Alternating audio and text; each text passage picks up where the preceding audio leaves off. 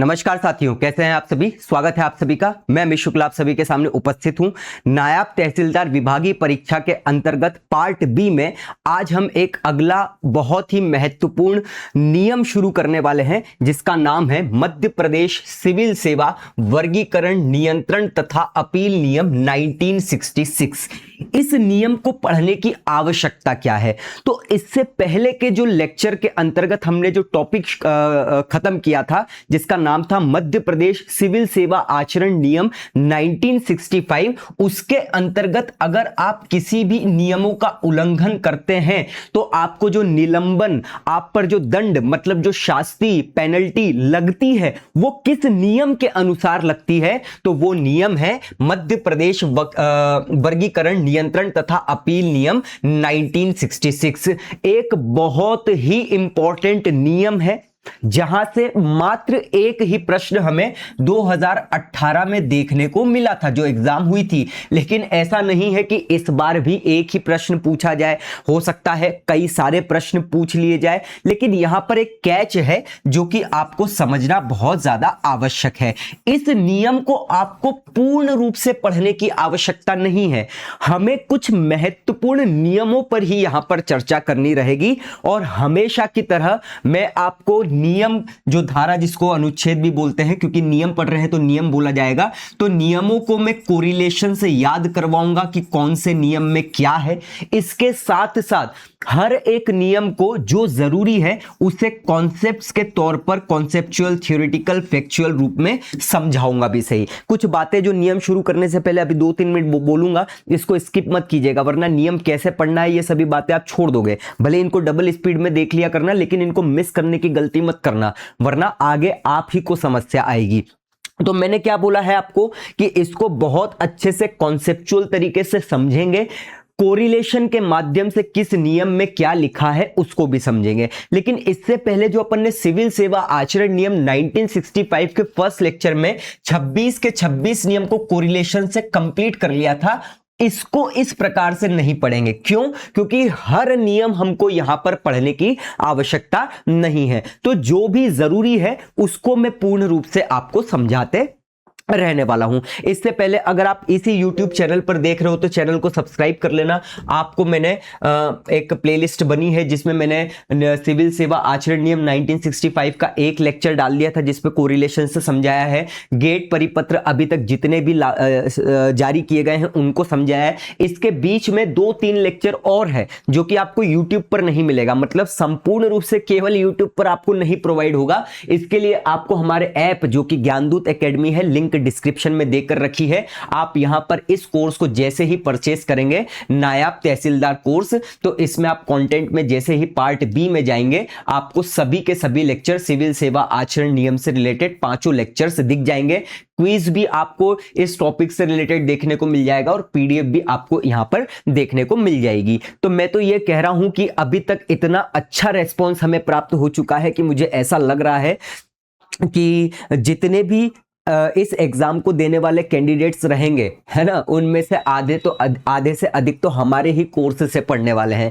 1 सितंबर 2026 से कोर्स शुरू होने वाला है, लेकिन उसके बाद भी अभी 10 दिन बचे हुए हैं, उसके बाद भी कई सारे कैंडिडेट्स ने सब्सक्रिप्शन ले चुके हैं। कारण समझाना है, बेहतरीन तरीके से याद करवाना है। कारण आपके पास समय बहुत कम है, आपको याद करना मेन बात है, समझना मेन बात है। केवल नोट्स, केवल पीडीएफ मिल जाएंगे तो उससे क्या ही लेना देना, वो तो आप भी कर लोगे। सामने आके बस ऐसे ऐसे बोल बोल के चले जाऊंगा, जो लिखा है उससे आपको क्या समझ में आएगा, वो तो आप ही कर लोगे। तो इन सबसे निजात पाने के लिए ही या पीडीएफ देख सकते हैं, बेहतरीन तरीके से हर एक चीज आपको यहां पर उपलब्ध होगी, आप डाउनलोड भी कर सकते हैं। तो इन सभी से निजात पाने के लिए ही हमने ये कोर्स लॉन्च किया है मात्र 2000 में। इतनी कम फीस में अगर आपको कोई कंटेंट भी प्रोवाइड कर दे, नोट्स भी प्रोवाइड कर दे 50% मेरे कंटेंट के अनुसार, तो आप मुझे बोलिएगा। मात्र 2000 फीस है इस कोर्स की, जो कि अब बढ़ जाएगी 500 रुपए। क्लियर है? पार्ट ए और पार्ट बी इसमें संपूर्ण रूप से आपको देखने को मिलेगा। 1 सितंबर 2026 से कोर्स शुरू हो रहा है, लेकिन मैं उसके पहले भी आपको पार्ट बी के कई सारी चीजों को करवा रहा हूं। कंपेयर करके देख लेना, चाहे लेक्चर हो चाहे नोट्स हो, इससे कम फीस में इतना बेहतरीन कंटेंट आपको मिल जाए तो इस कोर्स की ऐप की लिंक मैंने डिस्क्रिप्शन में देकर रखी है। साथ ही साथ हमने एक व्हाट्सएप का ग्रुप बनाया है जहां पर 600 से भी ज्यादा रेवेन्यू इंस्पेक्टर, पटवारी, यूडीसी, एलडीसी जुड़ चुके हैं। आप भी वहां पर जुड़कर कोर्स का फायदा जरूर उठाएं। सभी की लिंक डिस्क्रिप्शन में देकर रखी है। एक और छोटी सी बात मैं कहने वाला हूं, इसके बाद हम कोर्स शुरू करने वाले हैं, क्योंकि देखो ये बोलना इसीलिए जरूरी है क्योंकि देखो नए नए कैंडिडेट्स जुड़ते रहते हैं तो उनको सब बातें पता भी तो चलना चाहिए, वरना तो फिर वो उनको पता कैसे चलेगा। जो बच्चे पता कर चुके हैं तो उनको लगता होगा कि हाँ रिपीट है, लेकिन बताना जरूरी है ताकि नए बच्चों को समस्या ना हो। तो चलिए शुरू करते हैं हम बिना देर किए। मध्य प्रदेश अपील वर्गीकरण नियम 1966। जय श्री महाकाल सभी को। तो मैं सामने कुछ भी नहीं रखूंगा भैया, है ना, ये सब लिंक और ये सब मैंने आपको बता दिया है। मैं सामने कुछ भी नहीं रखने वाला हूं, सब कुछ बेहतरीन तरीके से अपन समझने वाले हैं। तो मैं पहले तो नाम लिख देता हूं, मध्य प्रदेश सिविल सेवा वर्गीकरण नियंत्रण, ठीक है, नीचे लिख देता हूं बाकी, तथा अपील नियम 1966। ठीक है, ये नियम को हमें बेहतरीन तरीके से पढ़ना है। तो सबसे पहले तो मूल बातें हमारे लिए बहुत जरूरी है। इन मूल बातों में से प्रश्न बहुत पूछे जाते हैं। सबसे पहली बात जो कि आपको इसके पहले लेक्चर से ही पता चल गया होगा, इस नियम को कानूनी अधिकार किससे प्राप्त हुआ है, या हम ऐसा बोले कि कौन से संविधान के कौन से अनुच्छेद के तहत इस नियमों को क्या किया है, जारी किया गया है, या फिर हम ऐसा कहें नियम बनाए गए हैं। तो 1,00,000 करोड़ स्टार लगा लेना, पहले वाले बच्चों को पता होगा, 309वें संविधान के अनुच्छेद के द्वारा। किसके द्वारा बनाए गए, तो राज्यपाल के द्वारा।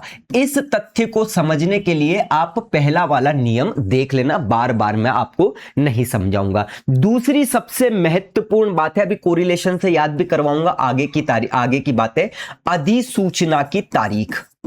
ठीक है, एक अधिसूचना की तारीख है और एक लागू होने की तारीख है।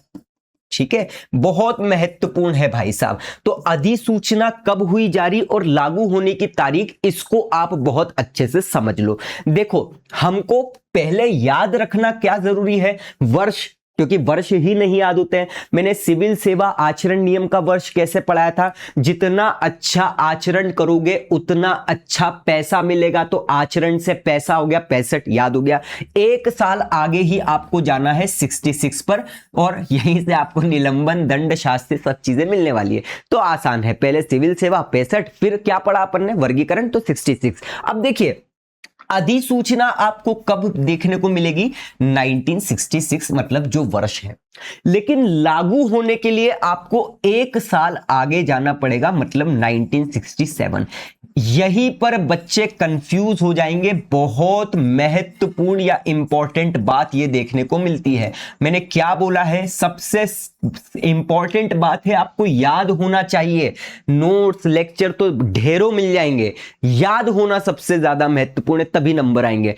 तो मैंने क्या बोला, इसका वर्ष है 1966, उसी को आप अधिसूचना की तारीख लिख दे, मतलब 1966। लागू होने की तारीख वही होगी जो प्रकाशित होने की तारीख है, मतलब एक साल आगे बस आपको बढ़ा देना है, 1966 हो जाएगा।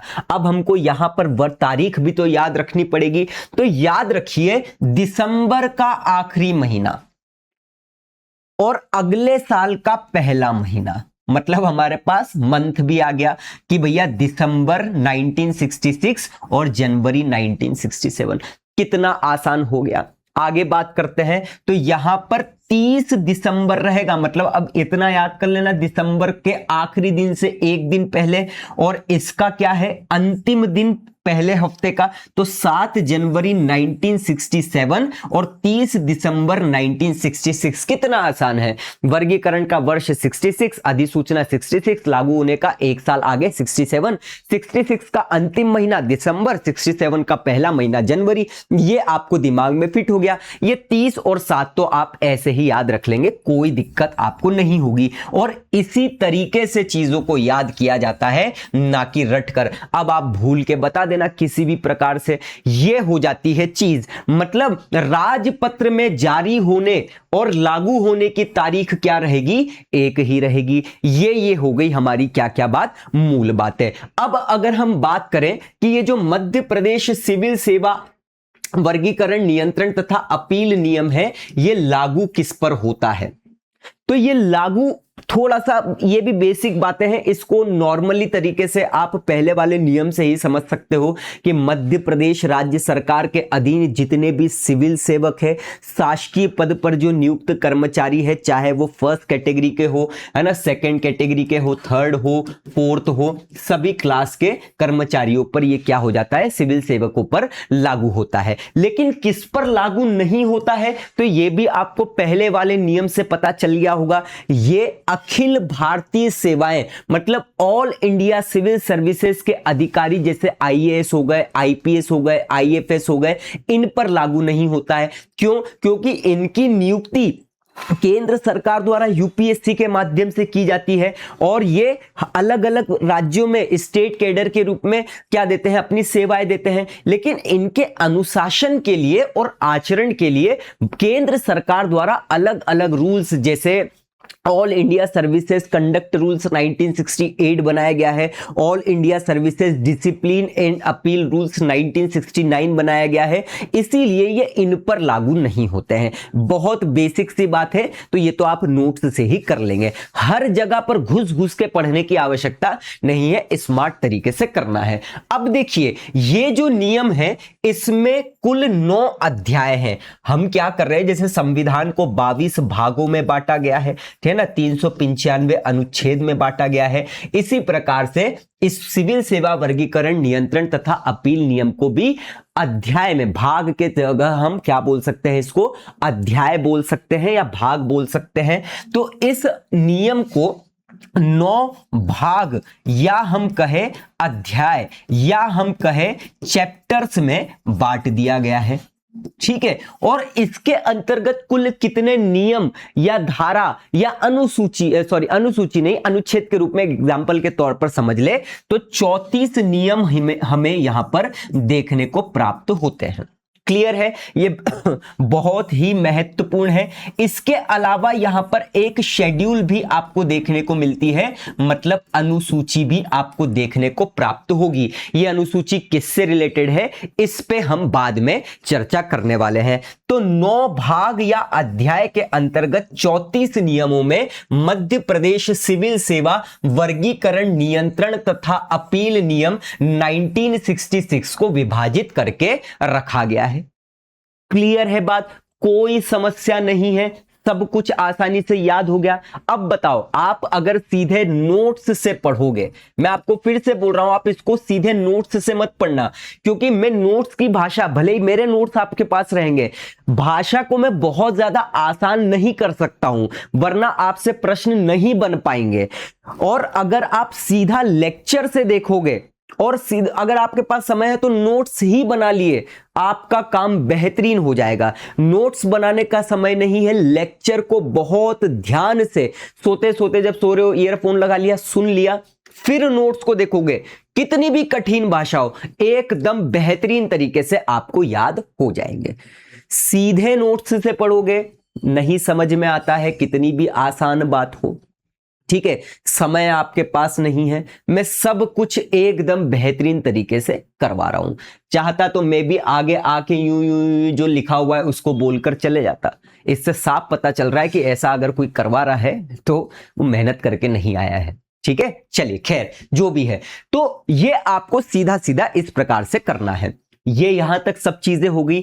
अब एक बहुत महत्वपूर्ण बात है, इस नियम में सबसे पहला संशोधन, या जिसको हम क्या बोलते हैं, अमेंडमेंट, कब हुआ? संशोधन का मतलब क्या है, किसी चीजों में, किसी नियम में चेंजेस करना है, समय के अनुसार पुराने हो गए हैं या आज के समय अनुसार कुछ और नीड है, तो उसके अनुसार इसमें क्या किए जाते हैं, इस शब्द को संशोधन कहा जाता है। तो सबसे पहला संशोधन इस नियम में 1967 में हमें देखने को मिलता है। First amendment. कौन से नियम में? ये वर्गीकरण, नियंत्रण तथा अपील नियम 1967 में। ये बहुत महत्वपूर्ण है। इसमें कई सारी जगह चेंजेस किए गए, जैसे नियम नंबर 11 में चेंजेस किए गए हैं, नियम नंबर 16(1) में चेंजेस किए गए हैं। ये सब आप सीधे नोट्स से पढ़ लेना, क्योंकि इसमें समझाने जैसा कुछ नहीं है। हाल ही में सबसे लेटेस्ट संशोधन कब हुआ है? तो 2026 में हुआ है। ये ऐसी बातें हैं जो सीधे सीधे आपको नोट्स से रीड कर लेना है, क्योंकि इसमें कुछ समझाने जैसा नहीं रहेगा, तो नोट्स में लेकिन प्रोवाइड आपको रहेंगे। तो पहला संशोधन 1967 में और दूसरा सबसे लेटेस्ट 2026 में। ये जो 2026 में संशोधन हुआ है, इसके द्वारा नियम नंबर 14(7) में, 14 में जहां तक मुझे पता है जांच से रिलेटेड नियम है। हाँ, जांच से रिलेटेड नियम है। नियम नंबर 14(7) में और साथ ही साथ नियम नंबर 30 में इसमें संशोधन किए गए हैं। इसको सबसे लास्ट में और डिटेल में देख लेंगे, अभी हमें इतना ज्यादा जानने की जरूरत नहीं है। ये हो गया वर्गीकरण, नियंत्रण तथा अपील नियम से संबंधित संपूर्ण रूप से बेसिक बातें, और आई होप आपको क्लास में ही याद हो गया होगा। कुछ दिमाग लगाने की आवश्यकता ही नहीं, बेहतरीन तरीके से। क्या बोलते हो? अगर यहां तक हो गया है तो लाइक, शेयर और सब्सक्राइब जरूर कर लीजिएगा। रिपीट कर रहा हूं बार बार, कोर्स ले लेना, 2000 रुपए ही फीस है।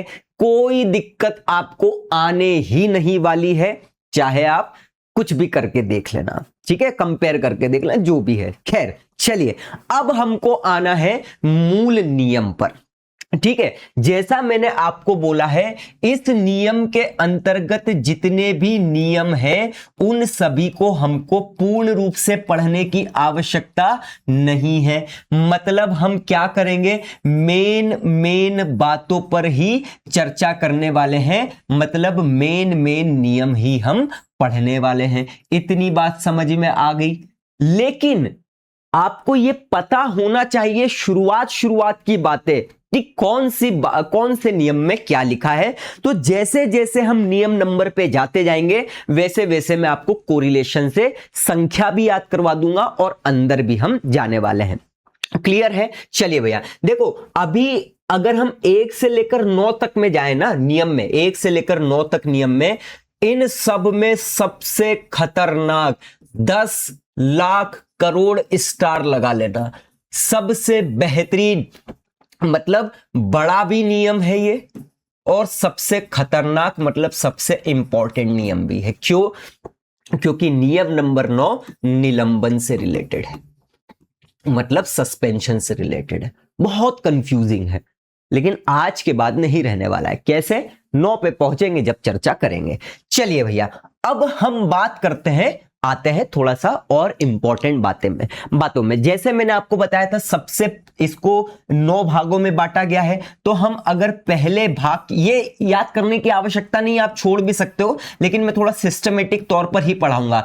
पहले भाग या अध्याय की अगर हम बात करें, जिसका नाम है सामान्य, ठीक है। क्या है भैया? पहला भाग या पहला चैप्टर हम देख रहे हैं सामान्य। अब याद करो, जब मैं सिविल सेवा आचरण नियम पढ़ा रहा था, मैंने आपको एक बात बोली थी, कभी भी आप कोई भी नियम पढ़ोगे तो उसका नियम नंबर 1 हमेशा एक ही बात बोलता है। क्या बोलता है नियम नंबर 1? तो हमेशा नियम नंबर 1 बोलेगा क्या? ये अच्छे से लिख देता हूं, संक्षिप्त नाम, ठीक है, प्रारंभ और विस्तार, हमेशा। तो पहले नियम को तो आपको याद करने की आवश्यकता नहीं है। संक्षिप्त नाम क्या है? तो संक्षिप्त नाम जो इस नियम का नाम है, मतलब मध्य प्रदेश सिविल सेवा वर्गीकरण तथा नियंत्रण अपील नियम 1966। विस्तार कहां तक है? तो मध्य प्रदेश राज्य में इसका पूर्ण रूप से विस्तार रहेगा। प्रारंभ कब से? तो बता ही चुका हूं, 7 जनवरी 1967, मतलब प्रकाशित होने की तारीख से ये सीधे सीधे क्या हो जाएंगे? लागू हो जाएंगे। तो पहला नियम तो ऑलरेडी आपको पता है। फिर मैंने आपको एक बात बोला था, या एक बात बोली थी, कि हमेशा सभी नियम में कुछ नियमों को छोड़ दिया जाए अपवाद के तौर पर, तो हर नियम में दूसरा नियम किससे रिलेटेड रहता है? परिभाषाओं से रिलेटेड रहता है। मतलब इस नियम के अंतर्गत कुछ शब्द ऐसे हैं जिनका मतलब जो इस नियम के उप नियमों में बताया गया है वही आपको निकालना है। यहां पर इस नियम में परिभाषाओं की जगह इस नियम को क्या नाम दिया गया है, निर्वचन। मतलब एक हिसाब से हम किस प्रकार से इन शब्दों को इंटरप्रिटेट करने वाले हैं। ठीक है, यह बात नियम नंबर 2 में बोली गई है, मतलब परिभाषाओं या निर्वाचन। अब जैसा कि मैंने आपको बोला कि हर चीज जरूरी नहीं है, लेकिन जरूरी कुछ तो होगा, तो वो आपको परिभाषा याद रखना है। देखो सॉरी, जब तक कोई प्रश्न एग्जाम में नहीं आता है हमको वो इंपॉर्टेंट नहीं लगता है, लेकिन अगर वो प्रश्न इंपॉर्टेंट एग्जाम में आ जाता है, भले वो कितना भी इंपॉर्टेंट नहीं हो, फिर हमको वो इंपॉर्टेंट लगने लग जाता है। तो कुछ भी नहीं छोड़ना है, लेकिन स्मार्ट तरीके से करना है। जैसा क्या क्या जरूरी है पूरा पढ़ने वाले हैं अपन, फालतू की चीजों को हटा देंगे। नियम नंबर 2 में थोड़ा तरीके से आपको पढ़ना पड़ेगा। जैसे कोरिलेशन से पहले बताया था, पहले तो नियम नंबर 2 के उपनियम ए, उपनियम बी, उपनियम सी, उपनियम डी, ये आपको ध्यान रखना बहुत आवश्यक है।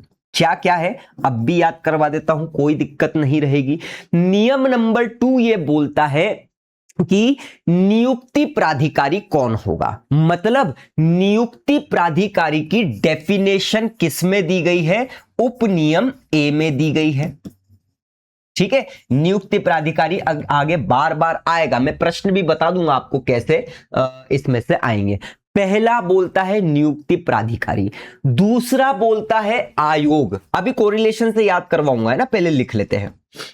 दूसरा किससे रिलेटेड है, आयोग। तो पहला हो गया नियुक्ति प्राधिकारी, बी हो गया आयोग। सी क्या मतलब है यहां पर, तो सी का मतलब यहां पर हो जाएगा, क्योंकि हम मध्य प्रदेश शासन की बात कर रहे हैं, तो मध्य प्रदेश शासन के विभाग से संबंधित ये उपनियम सी कहता है।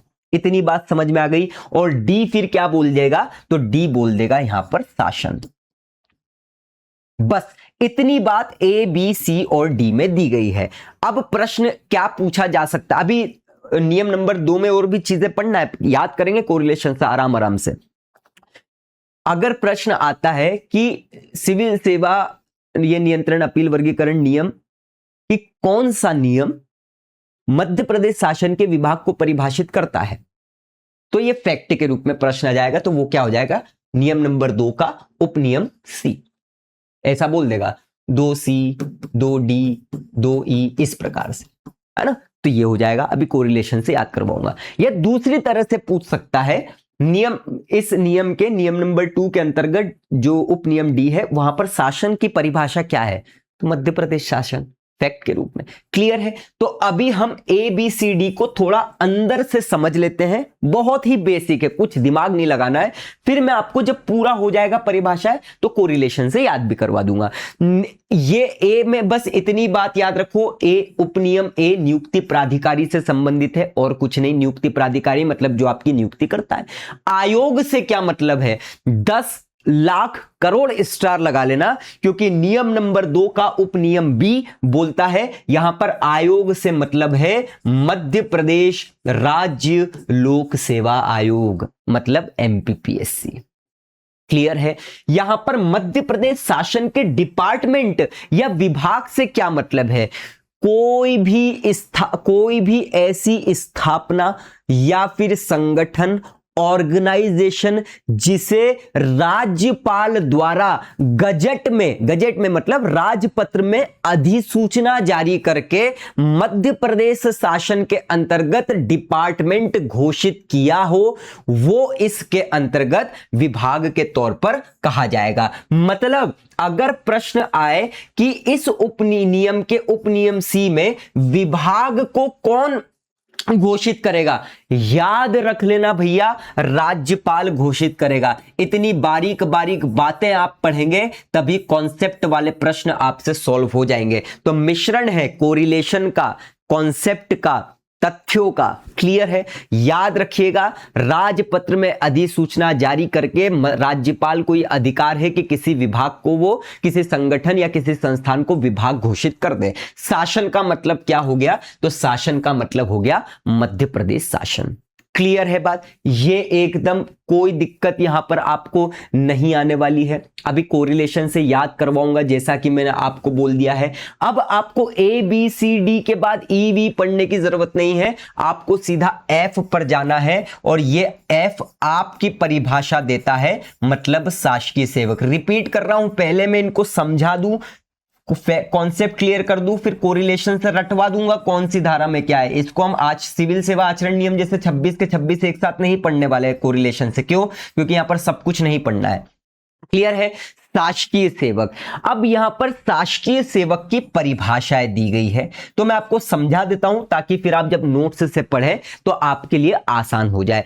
शासकीय सेवक से तात्पर्य एक ऐसा व्यक्ति है, मैं क्या ही समझाऊं इसमें, बहुत ही बेसिक सी बात है। मतलब मध्य प्रदेश सरकार के अंतर्गत किसी भी सेवा का कोई व्यक्ति या किसी सरकारी नौकरी के अंतर्गत कोई सेवा करने वाला व्यक्ति या कोई सिविल पद धारण करने वाला व्यक्ति शासकीय सेवक कहला जाएगा। लेकिन यहां पर एक कैच है, जो कि पहली बात मैं बता रहा हूं, इसमें ऐसा व्यक्ति भी शामिल है जो विदेश सेवा में हो, मतलब फॉरेन सर्विस में हो, या जिसकी सेवाएं संघ सरकार या किसी अन्य राज्य की सरकार के अंतर्गत या किसी स्थानीय प्राधिकरण मतलब ट्राइब्यूनल उसके अंतर्गत अस्थायी तौर पर रखी गई हो। यही से प्रश्न पूछ लिया जाएगा। मतलब मध्य प्रदेश सरकार के अंतर्गत तो जो सेवा दे रहा है वो तो शासकीय सेवक कहलाएगा ही कहलाएगा, लेकिन और कौन कहला जाएगा? ऐसा व्यक्ति जो फॉरेन सर्विस में हो, किसी दूसरे राज्य सरकार के अंतर्गत सेवा दे रहा हो, या फिर केंद्र सरकार के अंतर्गत, संघ सरकार के अंतर्गत सेवा दे रहा हो, किसी ट्राइब्यूनल के अंतर्गत सेवा दे रहा हो। कैसे तौर पर? अस्थायी तौर पर, क्योंकि हो जाता है ना अस्थायी तौर पर आपको दूसरी जगह सेवा के लिए भेजा जा सकता है, तो ये भी इसके अंतर्गत कहलाएंगे। और कौन कहला जाएगा शासकीय सेवक? तो यहां पर एक बात और स्पष्ट बोली गई है कि भारत सरकार या किसी अन्य राज्य सरकार के अधीन किसी भी सेवा का कोई सदस्य हो या सिविल पद धारण कर रहा हो जिसकी सेवाएं राज्य शासन के अंतर्गत क्या रख दी गई हो? अस्थायी तौर पर रखी गई हो। मतलब यहां पर इसी बात को थोड़ा सा और क्या कर दिया गया है, डिस्क्राइब कर दिया गया है। मतलब भारत सरकार या किसी अन्य सरकार के अंतर्गत भी अस्थायी तौर पर आप सेवा दे रहे हो तो वो आप कहलाओगे। अगली बात क्या बोल दी गई है? इसी बात को वापस से डिस्क्राइब कर दिया है, किसी स्थानीय या अन्य प्राधिकरण की सेवा में अस्थायी तौर पर रख दिया गया हो। मतलब अगर आपने पहला पॉइंट पढ़ लिया तो इन पॉइंट को पढ़ने की आवश्यकता ही नहीं है, इसलिए मैं एक बार और समझा देता हूं। क्या बोल रहा है? मध्य प्रदेश शासन के अंतर्गत सिविल सेवा या किसी सेवा को धारण करने वाला व्यक्ति सिविल सेवक कहलाएगा। इसके अलावा विदेश सेवा हो, संघ सरकार के अधीन सेवा हो, किसी अन्य राज्य शासन के अधीन सेवा हो, किसी स्थानीय या अन्य प्राधिकरण के अंतर्गत सेवा हो अस्थायी तौर पर, तो भी वो क्या कहला जाएगा? शासकीय सेवक कहला जाएगा। ये हो गया भाई बात खत्म एफ में। शासकीय सेवक एफ के अंतर्गत परिभाषा होती है। अब हम बात कर लेते हैं ई एफ जी, है ना? जी के अंतर्गत, जी में किसकी परिभाषा दी गई है? ये बहुत महत्वपूर्ण है। तो जी के अंतर्गत विभाग के अध्यक्ष की परिभाषा दी गई है। ठीक है, विभाग के अध्यक्ष, अभी याद करवाऊंगा सब। जी के अंतर्गत विभाग के अध्यक्ष की बात कही गई। फिर GHI, अपने को सीधे आई पे जाना है क्योंकि यहां पर इतना अपने को पढ़ने की आवश्यकता नहीं है, बीच बीच की बातें आप सब छोड़ देना। यहां पर सेवा की बात कही गई है। ठीक है, मतलब सेवा की परिभाषा दी गई है। क्या होगा उपनियम आई के अंतर्गत सेवा का मतलब? तो सेवा का मतलब यहां पर सीधा सीधा यह है कि जो मध्य प्रदेश राज्य की सिविल सेवा है उसके अंतर्गत इसे परिभाषित किया गया है। ठीक है, अगली बात अगर हम देखें तो हमको आई के बाद एक और पढ़ना है जे, जिसका परिभाषा, जहां पर राज्य की परिभाषा दी गई है और वो है मध्य प्रदेश राज्य। या फिर हम ऐसा कह दें राज्य की जगह एक, ठीक है राज्य, जे में राज्य, हाँ ठीक है राज्य, शासन नहीं, यहां पर राज्य की बात, तो राज्य का मतलब क्या हो जाएगा, मध्य प्रदेश राज्य। ये हो गए नियम नंबर 2 में जितने भी परिभाषा वाले शब्द हमें देखना है, क्योंकि आपके पास एक टॉपिक है विभिन्न पदों के परिभाषा, वहां से ये प्रश्न पूछे जा सकते हैं। ठीक है, तो अब देखो कैसे याद रखना है। सबसे पहले आप ये ABCD कैसे याद करोगे नियम नंबर 2 को, इस नियम के अंतर्गत कि भैया मैंने पहले पढ़ा है ABCD 4, इनको तो मैं आपको अलग ही प्रकार से याद करवा देता हूं। देखो, जब भी आप विभाग के अध्यक्ष के पास जाओगे, क्या बोलोगे आप उसको, और क्या हालचाल, ऐसा बोलोगे, नहीं बोलोगे, क्या बोलोगे, जी। अगर वो आपको कोई भी बात बोलता है, आप उनके सामने ऐसे खड़े होते हो या ऐसे खड़े होते हो, ऐसे तो नहीं खड़े होते होंगे, ऐसे खड़े होते हो। वो आपको कुछ बात बोल रहे हैं, आप क्या बोलोगे, जी जी जी, बस ये खत्म हो गया। तो विभाग के अध्यक्ष की परिभाषा किस में दी गई है, जी में दी गई है। ठीक है, आपको क्यों बुलाया गया है ना, आप ऐसा बोल सकते हो आई एम इन सर्विस। ठीक है, आई एम इन सर्विस, ठीक है, मतलब आप सेवा में हैं, और किसके अंतर्गत है, तो आई के अंतर्गत है, खत्म हो गया। ठीक है, और जे जो है सबसे अंतिम है, तो राज्य जो है आप ऐसे के ऐसे याद कर लेना, हर चीजें याद करने की जरूरत थोड़ी है ना। जे में मतलब सीधा सीधा बोल देना कि भैया ये नियम का सबसे अंतिम में राज्य दिया गया है। ये तो हमारा पूरा का पूरा हो गया। कैसे याद रखा है, विभाग के अध्यक्ष के सामने जो भी बात वो बोलेंगे, क्या बोलोगे आप, जी, तो ये जी से विभाग के अध्यक्ष याद हो गए। आप सर्विस में हो, इंग्लिश में बोल दो yes I am in service, I याद हो गया कि सेवा है। ठीक है, जे आप ऐसे याद हो जाएगा राज्य।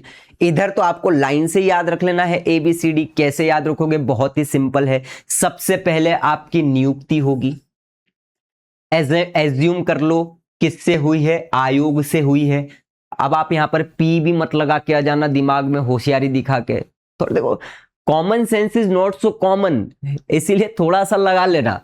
पहले आपकी क्या हुई, नियुक्ति हुई, किससे हुई है मैं आपसे पूछूंगा, कौन से आयोग के द्वारा हुई है। इस नियम को याद करने के लिए आप क्या बोलोगे, MPPSC के द्वारा हुई है। ठीक है, फिर आपकी विभाग में क्या हो जाएगी, नियुक्ति हो जाएगी, और आप शासन के क्या बन जाओगे, सेवक बन जाओगे, या फिर शासन के अंतर्गत आ जाओगे। इसको अब हम एक बार ऐसे ही याद करके देखें, तो मैंने आपको क्या बोला था, ABCD, और इधर हमने क्या याद रखा था, जी। ठीक है, आई और जे में क्या था, राज्य। अब मैं आपसे ही पूछ लूं तो बताओ भैया आई में क्या होगा, yes I am in civil services, या सेवा में हूं तो आई से सेवा हो गया। जी क्या हो गया, विभाग के अध्यक्ष। कितने शानदार तरीके से हमने याद कर लिया। ये ट्रिक्स नहीं होती है, ट्रिक्स तो बर्बाद कर देगी आपको, कोरिलेशंस होते हैं। मन ही आपका बोल देगा अरे ये है, गलत देने का सवाल ही नहीं उठेगा अगर आपने रिवाइज कर दिया, क्योंकि मन ही बोलेगा अरे नहीं नहीं ये गलत है, सर ने ऐसे नहीं पढ़ाया है, अपने आप उत्तर आ जाएगा। एलिमिनेशन रूल्स भी आपको मैं सिखाऊंगा। फिर मैंने आपको क्या बोला, सबसे पहले आपकी नियुक्ति हुई, तो भैया नियुक्ति प्राधिकारी हो गए। ठीक है, किसने करी, तो आयोग ने करी। कौन आयोग, MPPSC। फिर आप विभाग में गए, तो विभाग के क्या हो गए, यहां पर विभाग ही हो गया क्योंकि अध्यक्ष तो वहां पड़ा है। और फिर आप क्या हो गए, शासन में आ गए। दैट्स ऑल, नियम नंबर 2 पूर्ण रूप से समाप्त। आगे बढ़ते हैं। ठीक, चलिए भैया अब हम आते हैं नियम नंबर 3 पर। नियम नंबर 9 बहुत खतरनाक रहेगा, इसलिए शांति से उसको पढ़ना भी आवश्यक है। नियम नंबर 3 क्या बोलता है, तो ये बोलता है प्रयुक्ति। मतलब क्या है इस प्रयुक्ति का, इसका मतलब है एप्लीकेशन। कैसे इस नियम को अप्लाई किया जाएगा या प्रयुक्त किया जाएगा, या इसकी एप्लीकेशन किस किस प्रकार से है। बहुत ज्यादा कठिन नहीं है, बट नोट्स से पढ़ोगे तो कठिन लगेगा।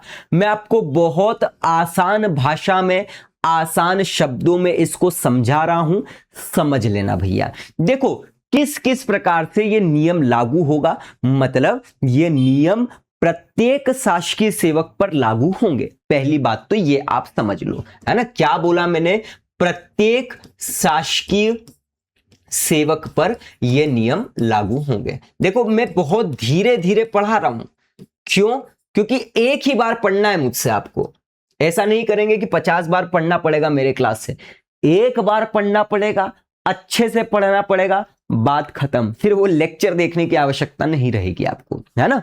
दूसरे की तरह अपन नहीं कर रहे हैं, आपको खुद पता चल रहा होगा, कंपेयर कर लेना। प्रत्येक शासकीय सेवक पर लागू होगी, किंतु बहुत महत्वपूर्ण बात है ये, किंतु ये नियम किस पर लागू नहीं होंगे, ये सबसे मेन बात है ना। तो नियम नंबर 3 पे प्रश्न क्या आएगा, ये नियम किस किस पर लागू नहीं होंगे वो बताओ, यही प्रश्न यहां से आएगा। तो इसको हम सबसे पहले समझ लेते हैं भैया, ठीक है। तो पहली बात बहुत महत्वपूर्ण है, याद रखिएगा, अखिल भारतीय सेवा के किसी भी सदस्य पर ये लागू नहीं होगा। ये कॉमन सेंस अपन पहले ही पढ़कर आ चुके हैं, है ना। तो मैं शॉर्ट में लिख रहा हूं, अखिल भारतीय सेवा के सदस्य पर ये लागू नहीं होने वाला है। इसके अलावा किस पर ये लागू नहीं होगा, एक शब्द इस ऑफिशियल पीडीएफ में या नियम में दी गई है, सामयिक नियोजन। इसीलिए मैं कहता हूं सीधे नोट्स से मत पढ़ना। सामयिक नियोजन में जो भी कार्यरत कोई व्यक्ति है उस पर यह लागू नहीं होगा। यहां पर सामयिक नियोजन का मतलब है एक निश्चित समय के लिए कोई नौकरी पर रखा गया व्यक्ति हो, मतलब कुल मिलाकर आप ये बोल सकते हो संविदा वालों पर प्लस, या हम ऐसा बोल सकते हैं कॉन्ट्रेक्चुअल बेसिस पर जो भी व्यक्ति हो उस पर यह लागू नहीं होने वाला है। इसके अलावा एक ऐसा व्यक्ति जिसे 1 महीने से कम की सूचना देकर सेवा मुक्त किया जा चुका हो, सबसे महत्वपूर्ण बात, क्योंकि ये 1 मास वाली बात ही सीधे एग्जाम में पूछी जाएगी। तो अखिल भारतीय सेवा पर लागू नहीं होगा व्यक्तियों पर। सामयिक नियोजन मतलब संविदा कॉन्ट्रेक्चुअल बेसिस वालों पर लागू नहीं होगा। जिस व्यक्ति को 1 माह से कम की सूचना देकर सेवा से हटा दिया गया हो या कार्य मुक्त किया जा सकता हो उस पर यह लागू नहीं होगा। अगली और बहुत महत्वपूर्ण बात है, क्योंकि यह बहुत बड़ा है, इस 4th नंबर को आप अच्छे से समझो। इसके लिए भी मैं आपको एक सीधा सीधा इंपॉर्टेंट बात बोल दे रहा हूं, इसको मैं जो पढ़ा रहा हूं यहीं से पढ़ना, नोट्स में समझ में नहीं आएगा, क्योंकि मैं कितनी भी आसान, बहुत ज्यादा आसान भाषा नहीं कर सकता हूं। चलिए 4th नंबर को आप समझो, ये ऐसा बोलता है, ये नियम उन सरकारी कर्मचारियों पर लागू नहीं होता जिनके लिए पहले से ही किसी कानून या राज्यपाल के समझौते के तहत एक अलग से विशेष नियम बनाए गए हो। मतलब फॉर एग्जाम्पल, अगर एक ऐसा व्यक्ति हो गई या एक ऐसी सेवा हो गई या कोई एक ऐसा सरकारी कर्मचारी हो गया जिसके लिए कोई विशेष अलग से ही कानून बना दिया गया हो, तो उस पर तो ये लागू नहीं होगा। तो एक शब्द आप याद रखो, विशेष कानून वाले सरकारी कर्मचारियों के पास ये के ऊपर ये लागू नहीं होगा। लेकिन राज्यपाल के पास ये पावर है, ये शक्ति है, ये जो मैं बता रहा हूं ये नोट्स में नहीं समझाते हुए मिलेगा, याद रखना है ना। लेकिन राज्यपाल के पास ये एक बहुत बड़ी शक्ति है या पावर है कि वो आदेश जारी करके किसी भी कर्मचारी के, किसी भी ग्रुप को, किसी भी वर्ग को इन नियम के दायरे से बाहर कर सकते हैं। मतलब विशेष कानून जिन पर लागू है उन पर तो नहीं ही होगा, लेकिन राज्यपाल अगर चाहे, यहां पर राज्यपाल ही सबसे मेन बात है, तो राज्यपाल चाहे तो किसी भी ग्रुप के सदस्य को इस नियम के दायरे से बाहर कर सकते हैं। इसके अलावा अगर कोई सामान्य सरकारी कर्मचारी जिस पर यह नियम लागू होता है, किसी ऐसे पद पे या किसी ऐसे सेवा पर कुछ समय के लिए अस्थायी रूप से चले जाता है, मतलब डेप्यूटेशन पर चले जाता है, जहां पर किस प्रकार के नियम चलते हैं, विशेष नियम चलते हैं, तो भी उस कर्मचारी पर यह सामान्य नियम ही लागू होंगे, ना कि विशेष नियम। ये आप YouTube को छान कर देख लेना, किसी कोर्स को छान कर देख लेना, किसी ऑफिशियल पीडीएफ को छान कर देख लेना, या किसी नोट्स को छान कर देख लेना।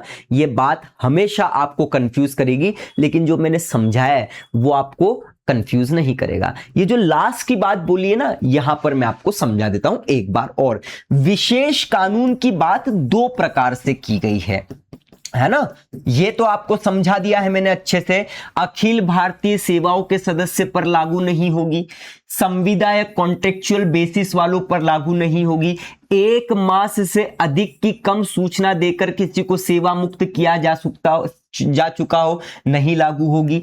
विशेष कानून किसी सरकारी कर्मचारी पर लागू होते हैं तो उन पर भी लागू नहीं होगी, लेकिन यहां पर लिखा है कि राज्यपाल किसी को भी चाहे तो किसी भी वर्ग के सरकारी कर्मचारी को इस नियम के दायरे से बाहर कर सकते हैं। तो एक तो मैंने बता दिया कि विशेष कानून जिन सरकारी कर्मचारियों पर लागू हो रहा है उस पर यह लागू नहीं होगा, एक बात तो समझ में आ गई। लेकिन विशेष कानून के संदर्भ में एक स्पेशल प्रोविजन भी यहां पर दिया गया है, और वो ये प्रोविजन है कि अगर सामान्य कंडीशन को छोड़ दिया जाए तो एक ऐसा कोई भी सरकारी सेवक जो किसी ऐसे पद या ऐसी सेवा पर एक हम बोल सकते हैं अस्थायी तौर पर ट्रांसफर या फिर उसकी नियुक्ति कर दी गई है, जहां पर विशेष नियम लागू होते हैं। मतलब याद रखना, यह विशेष कानून वाली बात कब लागू नहीं होगी, तब नहीं होगी जब किसी शासकीय सेवक को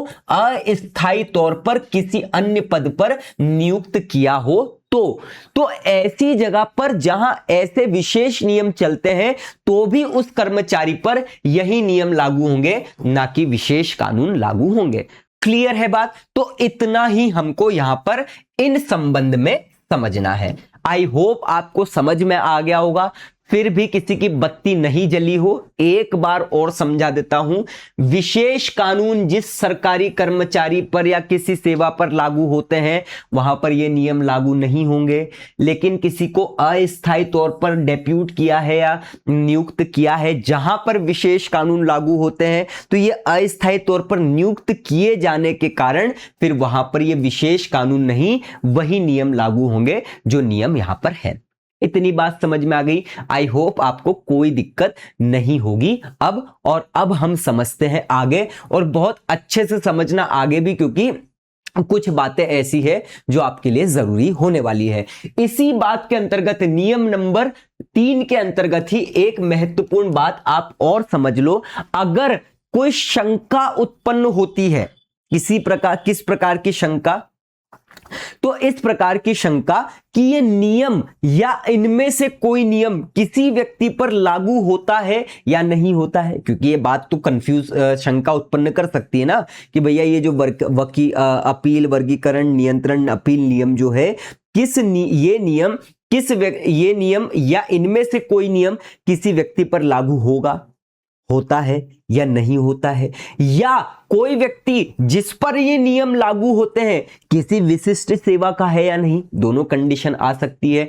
तो बहुत बहुत बहुत महत्वपूर्ण बात याद रखना, 50 लाख करोड़ स्टार लगा लेना। ये सीधी बात आपसे पूछी जाएगी।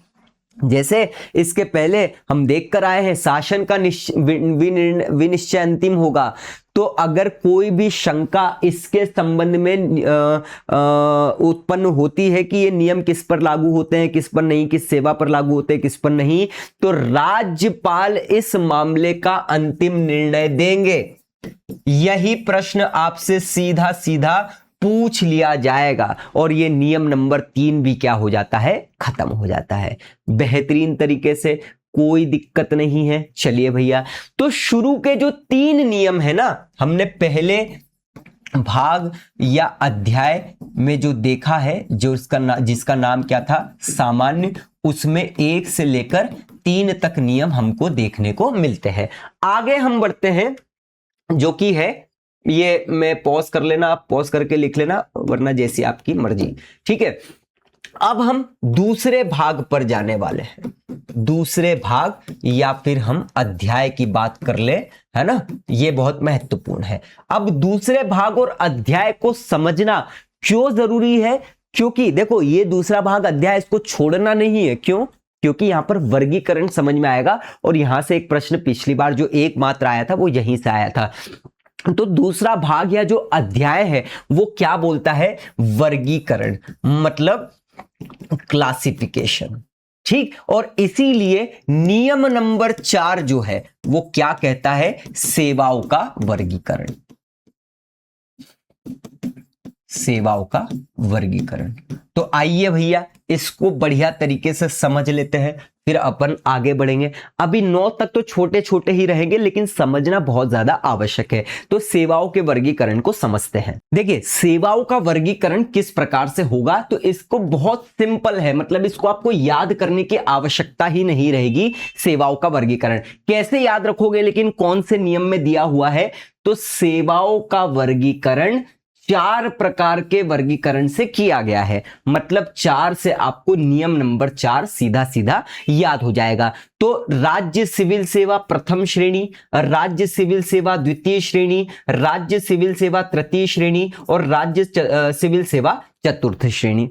बस इतनी ही श्रेणी में सेवाओं का वर्गीकरण किया गया है राज्य सिविल सेवाओं का। कैसे याद रखना है, कौन से में है, तो बता दिया है, क्योंकि सेवाओं का वर्गीकरण 4 प्रकार से किया गया है, इसलिए नियम नंबर 4 ही सेवाओं का वर्गीकरण है। नियम नंबर 3 मैंने कोरिलेशन से याद करना भूल गया था, शायद नहीं बताया था, तो उसको तो आप कैसे भी याद कर लेना कि 3 प्रकार से अप्लाई होगा। बस इतना, ऐसे छोटे छोटे कोरिलेशन आपको याद रखना है। अच्छा, एक और बात यहां पर आपके लिए समझना जरूरी है कि यदि किसी सेवा में 1 से अधिक ग्रेड हो, ठीक है, क्या बोल दिया गया है, इसको एग्जाम्पल से समझाऊंगा मैं। यदि किसी सेवा में या हमने क्या बोला, यदि किसी सेवा में 1 से अधिक ग्रेड हो तो उस सेवा के अलग अलग ग्रेडों को अलग अलग वर्गों में शामिल किया जा सकेगा। यह बहुत महत्वपूर्ण बात है, सीधा लिखा हुआ है ऑफिशियल वेबसाइट, ऑफिशियल नियम में। रिपीट कर रहा हूं, फिर समझाता हूं एग्जाम्पल से।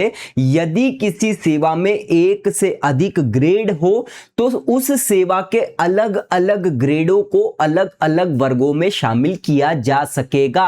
अब इसको आप उदाहरण से समझने की कोशिश करो। मान लीजिए राज्य सिविल सेवा जो सर्विस है या राज्य सिविल सेवा है, उसमें द्वितीय श्रेणी एक पूरी की पूरी क्या है, सेवा है, मतलब सर्विस है, क्लास 2 है। लेकिन इस सेवा के अंदर भी अधिकारियों के अलग अलग ग्रेड होंगे। जैसे हमने इसमें बोल दिया सेकंड क्लास की कैटेगरी है, लेकिन इसमें ग्रेड क्या हो जाएंगे, अलग अलग हो जाएंगे। जैसे grade A senior scale, grade B junior scale. तो ये जो नियम है ये कहता है कि सरकार चाहे तो एक ही सेवा को इन अलग अलग ग्रेड्स को अलग अलग वर्गों में बांट सकती है। यानी कि सरकार ये नियम इस प्रकार से कर रही है कि ग्रेड ए को प्रथम श्रेणी में प्रमोट या शामिल कर दे और ग्रेड बी को द्वितीय श्रेणी में ही रहने दे। सीधे शब्दों में यहां पर कहने का तात्पर्य यह है कि अगर एक ही सर्विस के अंदर कर्मचारियों की या जो व्यक्ति है उनकी अलग अलग लेवल या अलग अलग रैंक है, तो सरकार उन रैंक के हिसाब से उन्हें अलग अलग श्रेणी, मतलब वर्ग 1, वर्ग 2, श्रेणी 3, श्रेणी 4 में बांट सकती है। सबका एक ही श्रेणी में रहना जरूरी नहीं है। सिर्फ और सिर्फ इतनी सी बात यहां पर हमें कहने को मिलती है, मतलब ग्रेड को अलग अलग श्रेणी में विभाजित किया जा सकता है। यही नियम नंबर 4 स्पष्ट तौर पर कहता है। क्लियर? ये हो गया भैया नियम नंबर 4 हमारा पूर्ण रूप से खत्म। अगला नियम जो है 5 है ना, नियम नंबर 5 ये कहता है सिविल सेवाओं का गठन।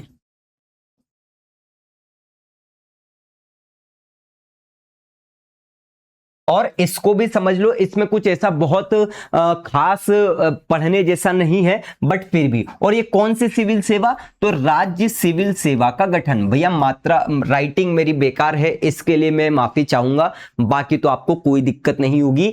1 लाख करोड़ स्टार लगा लेना। प्रश्न, नियम बहुत छोटा है लेकिन प्रश्न किस प्रकार का आएगा वो मैं बता दूंगा। तो नियम नंबर 5 बोलता है गठन किस प्रकार से होगा राज्य सिविल सेवा का, तो चाहे प्रथम श्रेणी हो जाए नियम नंबर 4 के अधीन, द्वितीय श्रेणी हो जाए, तृतीय श्रेणी हो जाए, चतुर्थ श्रेणी हो जाए, इन सभी श्रेणी की राज्य सिविल सेवा जो है अनुसूची में बताई गई सेवाएं और उन सेवाओं के ग्रेड तथा ऐसी अन्य सेवाएं ग्रेड या पद से मिलकर बनेगी। कैसे? जिन्हें राज्य शासन समय समय पर अधिसूचित करेगा। अब ये आपको समझ में नहीं आया होगा, मैं फिर से रिपीट करूंगा और अच्छे से समझाऊंगा। मैंने यहां पर एक शब्द लिखा हुआ है, बोला है अनुसूची, मतलब इस नियम के अंतर्गत एक अनुसूची दी गई है, शेड्यूल दी गई है, जिसमें हर पद, हर श्रेणी, हर कैटेगरी, उनको कौन नियुक्त करेगा, कैसे नियुक्ति होगी, सब चीजें बताई गई है और इस अनुसूची में ही वो है। मतलब ये अनुसूची किससे रिलेटेड है, तो ये प्रश्न सीधा पूछ लिया जाएगा, तो नियम नंबर 5 से रिलेटेड है। गठन राज्य सिविल सेवाओं का किस प्रकार से होगा, तो नियम नंबर 5 में होगा। मैं रिपीट कर देता हूं, चाहे प्रथम, द्वितीय, तृतीय, चतुर्थ कोई भी श्रेणी की राज्य सिविल सेवा है, वो अनुसूची में बताई गई सेवाएं और उन सेवाओं के ग्रेड और ऐसी अन्य जितनी भी सेवाएं हैं या ग्रेड है या उन पदों से मिलकर बनेगी। कैसे मिलकर बनेगी? जिनको समय समय पर शासन द्वारा अधिसूचित किया जाए। बस इतनी सी बात है। मतलब चाहे ग्रेड हो जाए, चाहे श्रेणी हो जाए, सभी जो अनुसूची इस अनुसूची में बताई गई है उसके अनुसार समय समय पर शासन द्वारा अधिसूचित करके गठन कर दिया जाएगा। क्लियर है? चाहे सेवाएं हो, चाहे ग्रेड हो, चाहे श्रेणी हो, कौन करेगा? शासन को अधिकार है। किसके अनुसार? नियम नंबर 5 के अनुसार, अनुसूची के तहत। इतनी बात क्लियर? बस इतना ही हमको नियम नंबर 5 में पढ़ना था और कुछ भी नहीं पढ़ना है। तो 4 में क्या हो गया? सेवाओं का वर्गीकरण। 5 में क्या हो गया? गठन हो गया। इतनी बात क्लियर है। अब हमको पदों का वर्गीकरण देखना है। यहां पर हमने क्या देखा था? सेवाओं का वर्गीकरण। अभी हमको क्या देखना है? तो पदों का वर्गीकरण। मतलब नियम नंबर 4 सेवाओं का वर्गीकरण कर रहा था, नियम नंबर 5 सिविल सेवाओं का गठन की बात बोल रहा था और नियम नंबर 6 क्या बोलेगा? तो नियम नंबर 6 बोलेगा पदों का वर्गीकरण। कितना आसान है। अभी तक तो आपको ऐसे ही याद हो गया होगा। नियम नंबर 1 संक्षिप्त नाम प्रारंभ विस्तार, दूसरा मैंने आपको बताया परिभाषा या फिर निर्वचन, तीसरा में मैंने आपको बताया प्रयुक्त होना, चौथे में मैंने आपको बताया सेवाओं का वर्गीकरण, पांचवें में आपको बताया गठन और छठवें में हम आ गए क्या? पदों का वर्गीकरण। कितना सिंपल है, कोई दिक्कत नहीं होना चाहिए। और इन पदों के वर्गीकरण को भी अब आप समझो, क्योंकि सेवाओं का वर्गीकरण तो आप समझ चुके हो कैसे होगा, लेकिन पदों का बंटवारा या क्लासिफिकेशन भी तो आपको समझना बहुत ज्यादा जरूरी है। तो राज्य सरकार के अंतर्गत जितने भी सिविल पद होंगे, मतलब सरकारियां नौकरी होंगी, उन्हें राज्यपाल के आदेश से, याद रखिएगा किसके आदेश से? राज्यपाल के आदेश से 4 श्रेणियों में क्या कर दिया जाएगा? बांट दिया जाएगा। इतनी बात तो अपन को ऑलरेडी पता है एकदम अच्छे से। प्रथम श्रेणी, द्वितीय श्रेणी, तृतीय श्रेणी, चतुर्थ श्रेणी, मतलब group A, group B, group C, group D, class 1, class 2, class 3, class 4, इस प्रकार से। कैटेगरी नंबर 1 में कौन आ जाएगा? बड़े बड़े अधिकारी हो जाएंगे, जैसे आईएएस हो गए, आईपीएस हो गए, इस प्रकार से। ये भी आपके लिए बहुत कॉमन सेंस वाली बात है। ग्रुप बी कौन हो जाएंगे? राजपत्रित या गजेटेड अधिकारी होते हैं, है ना, या फिर हम बोल सकते हैं मध्यम स्तर के होते हैं। गजेटेड तो क्योंकि ये भी होते हैं मध्यम स्तर के, मतलब इनसे नीचे वाले जिनको हो सकता है मध्य प्रदेश लोक सेवा आयोग द्वारा जो नियुक्त होते हैं।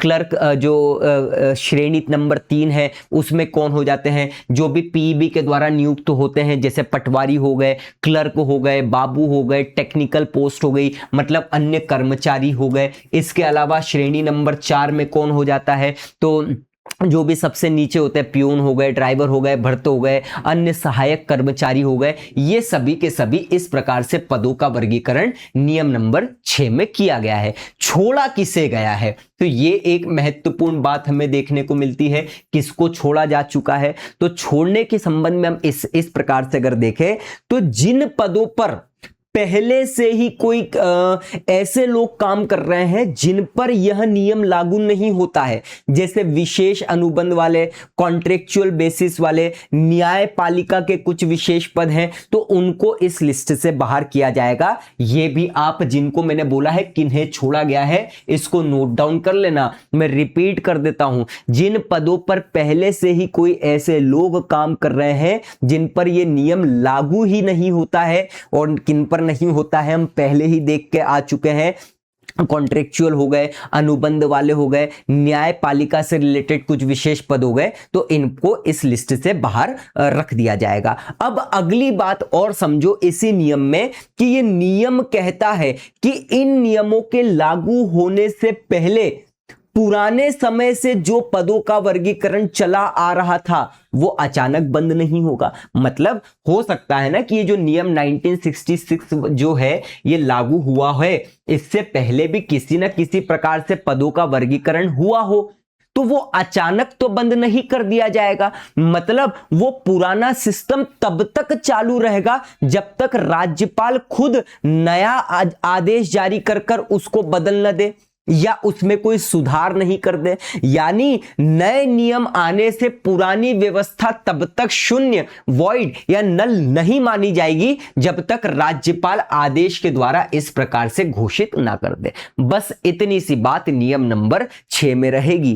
कोई कठिन प्रश्न नहीं आते हैं, कुछ भी कठिन या सरल नहीं होता है। जो बच्चा इसको ऐसे कोर्सेस से या ऐसे YouTube सोर्सेस से या चैनल से या लेक्चर से पढ़ेगा जहां पर सीधा आके सामने बस जो लिखा है उसको बोल दिया गया है, बिना समझाए, बिना कोरिलेशन के, बिना कुछ याद करवाए कर दिया है। जो बच्चा सीधा नोट्स से पढ़ के अपना माथा फोड़ रहा है, इधर उधर भटक रहा है, तो उसके लिए कोई प्रश्न आ जाएगा तो वो तो यही बोलेगा, अरे बहुत कठिन था, क्या पता कहां से आ गया। अरे भाई तूने पढ़ा ही नहीं सही। लेकिन जो बच्चा, मैं मेरा ही नहीं बोल रहा हूं, जो बच्चा खुद मेहनत करके या सही तरीके से पढ़ लेगा वो उसी प्रश्न को क्या बोलेगा, अरे बेहतरीन सरल प्रश्न था। तो विवाद की स्थिति कब होती है? जो ठीक से नहीं पढ़ेगा उसके लिए सब कठिन है, जो पढ़ लेगा उसके लिए सब सरल है। बस इतनी सी बात हमें यहां पर देखने को मिलती है और नियम नंबर 6 भी यहां पर फिर क्या हो जाता है, समाप्त हो जाता है। अगली बात हमको करना है और इस प्रकार से हम दूसरे अध्याय को भी बोल सकते हैं कि खत्म हो गया। मतलब दूसरे अध्याय में भी 4, 5 और 6 नियम हमको देखने को मिलते हैं। मतलब पहले भाग में 3 नियम थे, दूसरे भाग में भी 3 नियम थे, है ना। अब हमको जाना कहां पर है, पॉज करके आप लिख लेना चाहो तो। अब हमको जाना है तीसरे नंबर के अध्याय पे या तीसरे नंबर के भाग पर, जिसका नाम क्या है, नियुक्ति प्राधिकारी, है ना। तीसरा भाग में लिख देता हूं या फिर अध्याय लिख देता हूं, इसका नाम क्या है, नियुक्ति प्राधिकारी। और ये जो अध्याय है ये शुरू किससे होगा, तो ये होगा नियम नंबर 7 से। ये भी मैं लिख देता हूं। अब बताओ भैया, अगर मैं आपसे पूछ लूं, ये आपको पॉज करके उत्तर देना है कमेंट में आप पॉज करके उत्तर दोगे, इससे मैं खुद पता कर लूंगा कि आप मेहनत करके पढ़ाई कर रहे हो। बताओ भैया, नियुक्ति प्राधिकारी की परिभाषा कौन किस में दी गई है, बता दो फटाफट। पॉज करो, मेरे को लगता है सोचने की भी जरूरत नहीं है, आपको तुरंत ही उत्तर दे दोगे। यूट्यूब पर कमेंट करके उत्तर दो फटाफट पॉज करके। और मैं अब आपको बता देता हूं तो किस में देखा था, नियम नंबर 2 की उपधारा 1 के अंतर्गत नियुक्ति प्राधिकारी हमने देखा था मस्त तरीके से। ठीक है, तो अब नियम नंबर 7 क्या कहता है, तो ये कहता है प्रथम श्रेणी तथा द्वितीय श्रेणी की जो सेवाएं हैं तथा पद है उन पर नियुक्तियां किस प्रकार से होगी, है ना। तो मैं लिख देता हूं प्रथम श्रेणी, ठीक है, द्वितीय श्रेणी तथा पद पर नियुक्तियां।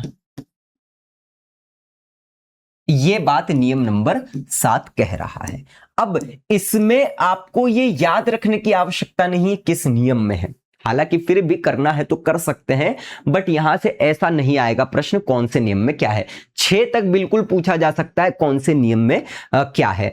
अब समझो, प्रथम श्रेणी तथा द्वितीय श्रेणी की राज्य सिविल सेवाएं की जो पद है ना, राज्य सिविल सेवाएं हैं और जो भी पद है उस पर सभी नियुक्ति किसके द्वारा की जाएगी, ये प्रश्न सीधा सीधा आएगा तो आपको लिख लेना है शासन के द्वारा की जाएगी। बस इतनी सी बात याद रखना, मतलब मध्य प्रदेश शासन के द्वारा की जाएगी। लेकिन एक बात और है, लेकिन राज्य सरकार या राज्य शासन किसी सामान्य आदेश के द्वारा या किसी विशेष आदेश के द्वारा और इस सामान्य विशेष आदेश में बताई गई शर्तों के अधीन रहते हुए ऐसी नियुक्तियां करके अपनी किसी शक्ति को किसी अन्य प्राधिकारी को भी सौंप सकती है। मतलब समझ में आ गया? रिपीट कर रहा हूं मैं, चाहे प्रथम श्रेणी हो द्वितीय श्रेणी हो, इन पद पर नियुक्तियां कौन करेगा? शासन करेगा नियम नंबर 7 के अनुसार। लेकिन शासन चाहे तो विशेष या सामान्य आदेश जारी कर सकती है और नियुक्ति करने का अधिकार किसी विशेष प्राधिकारी को सौंप सकती है अपना उत्तरदायित्व। इसीलिए बोला गया है नियुक्ति प्राधिकारी। मतलब एक डिपार्टमेंट है, उसमें शासन विशेष आदेश जारी करके बोल सकती है कि ये व्यक्ति इस पद के लिए नियुक्त करेगा, मतलब शक्तियों को सौंप दिया गया उसको और वो क्या बन गया? नियुक्ति प्राधिकारी बन गया। तो मैं रिपीट कर देता हूं, प्रथम श्रेणी तथा द्वितीय श्रेणी की राज्य सिविल सेवाओं और पदों पर सभी नियुक्ति राज्य शासन द्वारा की जाएगी, लेकिन शासन सामान्य या विशेष आदेश के द्वारा और उस सामान्य और विशेष आदेश में बताई गई शर्तों के अधीन रहते हुए ऐसी नियुक्तियां करके अपनी शक्ति किसी अन्य प्राधिकारी को भी सौंप सकती है, मतलब उत्तरदायित्व सौंप सकती है। क्लियर है? कोई दिक्कत नहीं है। और यहां तक अब आप एक बार रिवाइज कर लो बढ़िया तरीके से, है ना? सब कुछ आपको याद हो गया होगा, है ना? अब आप क्या करो, पॉज करो और 1 2 3 4 5 6 7 तक करा है, क्या क्या लिखा है आप मतलब यूं ही बता दोगे कौन से किस में क्या है, कुछ करने की ही आपको आवश्यकता नहीं है। 4 लेयर में आपको पढ़ा रहा हूं, कोरिलेशन के साथ, समझाते समझाते फैक्चुअल रूप में हर एक चीज। इसीलिए मैं कह रहा हूं बिना देर किए, है ना?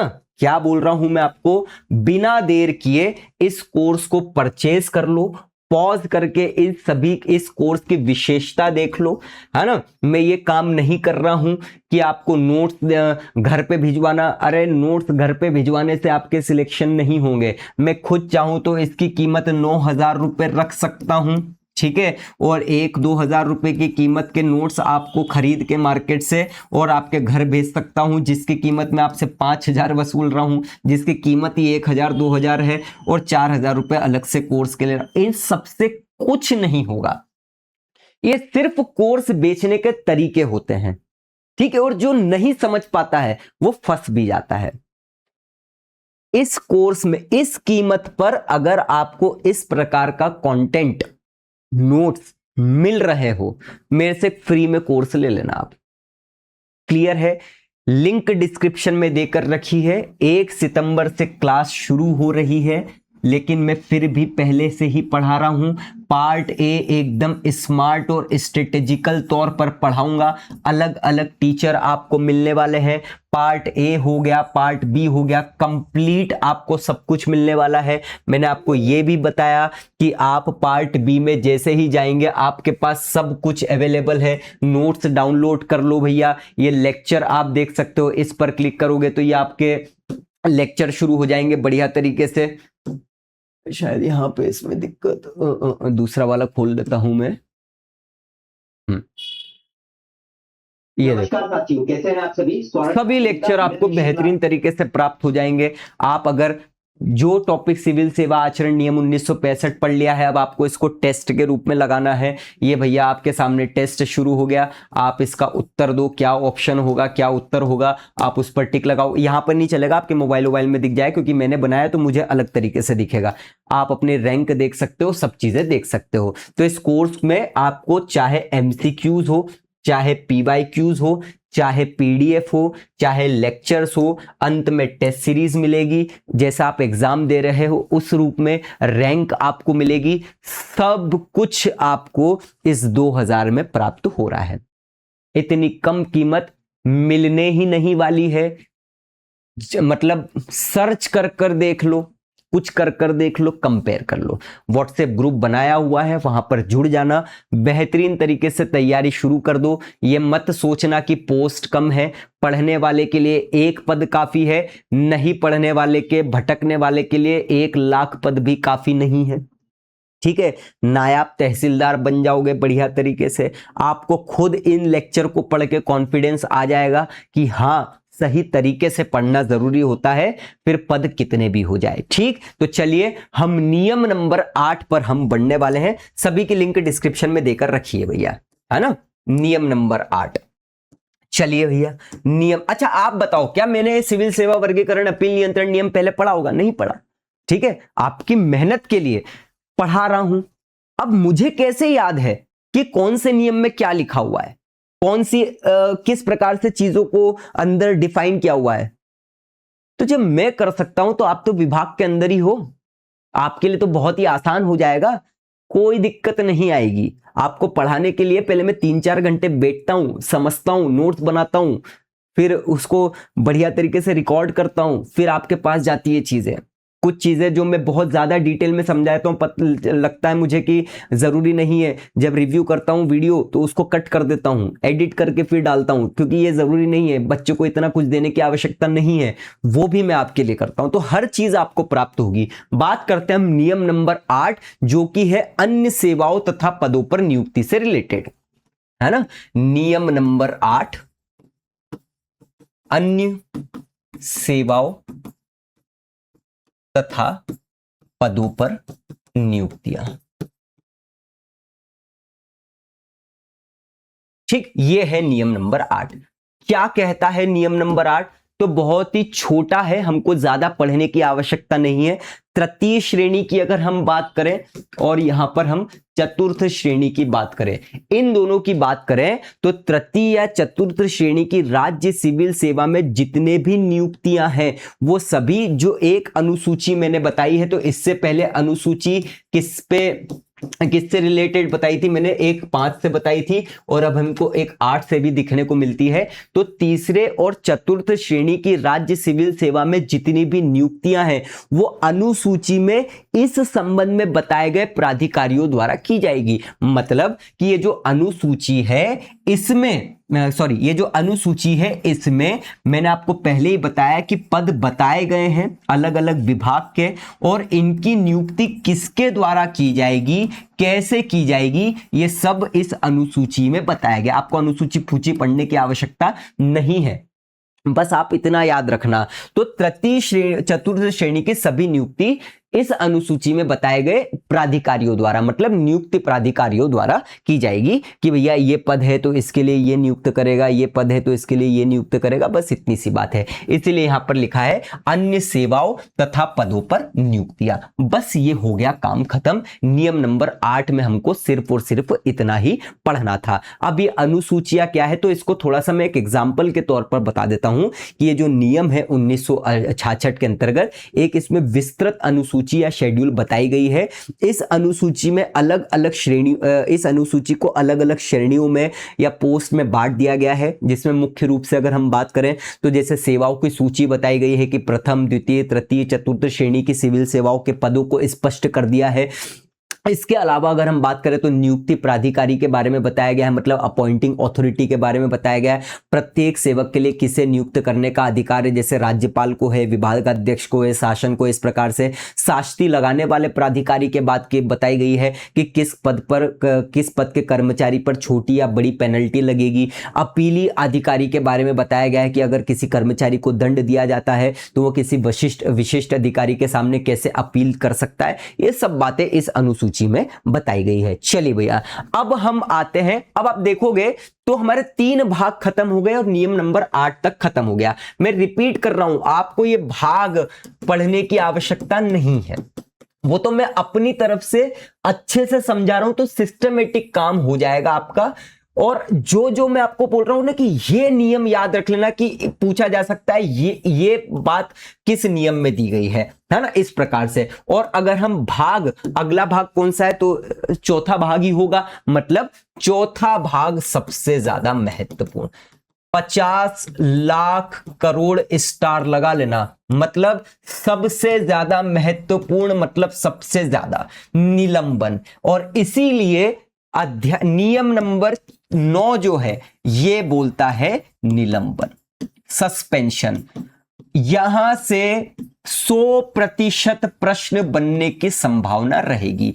हमने जो 1 से लेकर 8 तक पढ़ा वो एक हिसाब से सभी बेसिक बातें थी, जहां से प्रश्न आते हैं, आएंगे भी सही। जहां नियम को रिलेट करके पढ़ा दिया है वो तो आना ही आना है, ठीक है। लेकिन ये किस प्रकार से किस व्यक्ति को निलंबित किया जाएगा, कैसे किया जाएगा, क्या प्रोसीजर्स रहेगी, हर एक बात इस नियम नंबर 9 निलंबन में देकर रखी है, मतलब सस्पेंशन में देकर रखी है। बहुत बहुत बहुत इंपॉर्टेंट है, एक एक बात जरूरी है, बिल्कुल भी मिस मत करना। इसको अगर आप ऑफिशियल पीडीएफ से देखोगे बहुत कठिन है, भाषा समझ में नहीं आएगी। जो मैंने नोट्स बनाए हैं उनको बहुत आसान नहीं करा है, लेकिन अगर नोट्स से भी सीधे पढ़ोगे तो कहीं ना कहीं कंफ्यूज होगे, क्योंकि नियमों को बहुत आसान नहीं किया जा सकता है नोट्स में। लेकिन जो मैं आपको यहां पर समझाऊंगा, जो मैं आपको यहां पर समझाऊंगा सब कुछ समझ में आ जाएगा आपको। शॉर्ट नोट्स बना लेना, ठीक है। अब देखो ये बहुत बड़ा है, लेकिन समझेंगे अच्छे से अपन। तो कैसे याद रखोगे कि इस नियम 1966 के अंतर्गत किसी शासकीय सेवक को निलंबित किसके कौन से नियम के तहत किया जा सकता है। अगर मैं आपसे पूछूं क्या मैं आपको निलंबित कर दूं, आप क्या बोलोगे, हाँ कि ना? तो आप बोलोगे नो, ठीक है। ये आपको याद हो गया, नो मतलब नो सस्पेंशन, ठीक। अब हम बढ़ते हैं आगे। बहुत अच्छे से समझना, कठिन है थोड़ा सा, लेकिन फिर भी पूरी कोशिश रहेगी सब कुछ आपको समझ में आ जाए। आइए देखते हैं नियम नंबर 9 को। तो सबसे पहली बात अगर हम देखें, कौन निलंबित कर सकता है, ठीक है, कौन निलंबित कर सकता है, समझना देखो बहुत अच्छे से, है ना, बहुत कंफ्यूजिंग नियम है ये। तो कौन निलंबित कर सकता है पर अपन आते हैं। तो किसी सरकारी कर्मचारी को सस्पेंड करने का अधिकार किन किन लोगों के पास होता है। तो एक तो हो गया नियुक्ति प्राधिकारी, ठीक है। कौन हो गया भैया, नियुक्ति प्राधिकारी। और नियुक्ति प्राधिकारी का मतलब यहां पर क्या है तो आप लिख लेना, नहीं भी लिखोगे तो ऐसे ही समझ में आ जाएगा। वैसा अधिकारी जिसने कर्मचारी को क्या करा था, नौकरी पर रखा था। मतलब अपॉइंटिंग अथॉरिटी के पास ये सस्पेंशन से पहले ये तो पता होना चाहिए ना कि आपको कौन कौन सस्पेंड कर सकता है। तो पहली बात क्या बोली, नियुक्ति प्राधिकारी। तो ऐसा प्राधिकारी जिसने कर्मचारी को नौकरी पर रखा था। फिर एक होता है बॉस, जिसको हम तत्काल बॉस कह ले अगर एग्जाम्पल के तौर पर। ये तत्काल बॉस कौन है, एक सेकंड ये मैं हटा देता हूं। जैसे अगर नियुक्ति प्राधिकारी ने आपको नियुक्त कर दिया, कोई दिक्कत नहीं है। अब नियुक्ति प्राधिकारी से आप नौकरी में तो आ गए, लेकिन किसी न किसी कर्मचारी या किसी अधिकारी के अंडर में तो आप काम कर रहे होंगे। वो आपका उस समय का क्या होगा, तत्काल बॉस होगा। तो तत्काल बॉस आपको सस्पेंड कर सकता है। मतलब ऐसा अधिकारी जिसके नीचे आप या कर्मचारी वर्तमान में काम कर रहा हो, एक ये सस्पेंड कर सकता है। एक कौन कर सकता है, अनुशासनात्मक अधिकारी या प्राधिकारी। अनुशासनात्मक प्राधिकारी, या इसको हम ये बोल सकते हैं कि प्राधिकारी या अधिकारी, मतलब डिसिप्लिनरी जो अथॉरिटी रहेगी वो आपको सस्पेंड कर सकती है। विभाग का ऐसा अधिकारी जिसके पास आपको सजा देने का अधिकार हो, ये भी आपको कर सकता है। इसके अलावा राज्यपाल द्वारा प्राधिकृत कोई अधिकारी, राज्यपाल द्वारा प्राधिकृत, है ना, राज्यपाल द्वारा कोई प्राधिकृत अधिकारी लिख लेना आप शॉर्ट में। तो ये भी कर सकता है। मतलब कोई भी अधिकारी जिसे राज्यपाल ने विशेष आदेश देकर ये पावर दे दी हो, वो आपको नियुक्त वो आपको सस्पेंड कर सकता है। बात समझ में आ गई? तो ये आपको निलंबित कर सकते हैं। आई होप आपको इसमें किसी प्रकार की कोई समस्या नहीं होगी। बहुत सिंपल वे में मैं आपको समझा रहा हूं और यहीं से प्रश्न आपसे पूछे जाएंगे। अब एक तो हमने देख लिया कि कौन निलंबित कर सकता है। अगली बात हमको क्या देखना है, किन परिस्थितियों में आपको निलंबित किया जा सकता है। ठीक है, किन परिस्थितियों में निलंबित किया जा सकता है। आप पूरा लिख लेना भैया, है ना, किन परिस्थितियों में निलंबित किया जा सकता है। तो इसको अब समझने की कोशिश करो, ये समझने जैसी बातें हैं। केवल दो स्थितियां हैं जिन परिस्थितियों में आपको निलंबित किया जा सकता है। एक तो क्या हो जाती है, तो एक हो गई विभागीय जांच।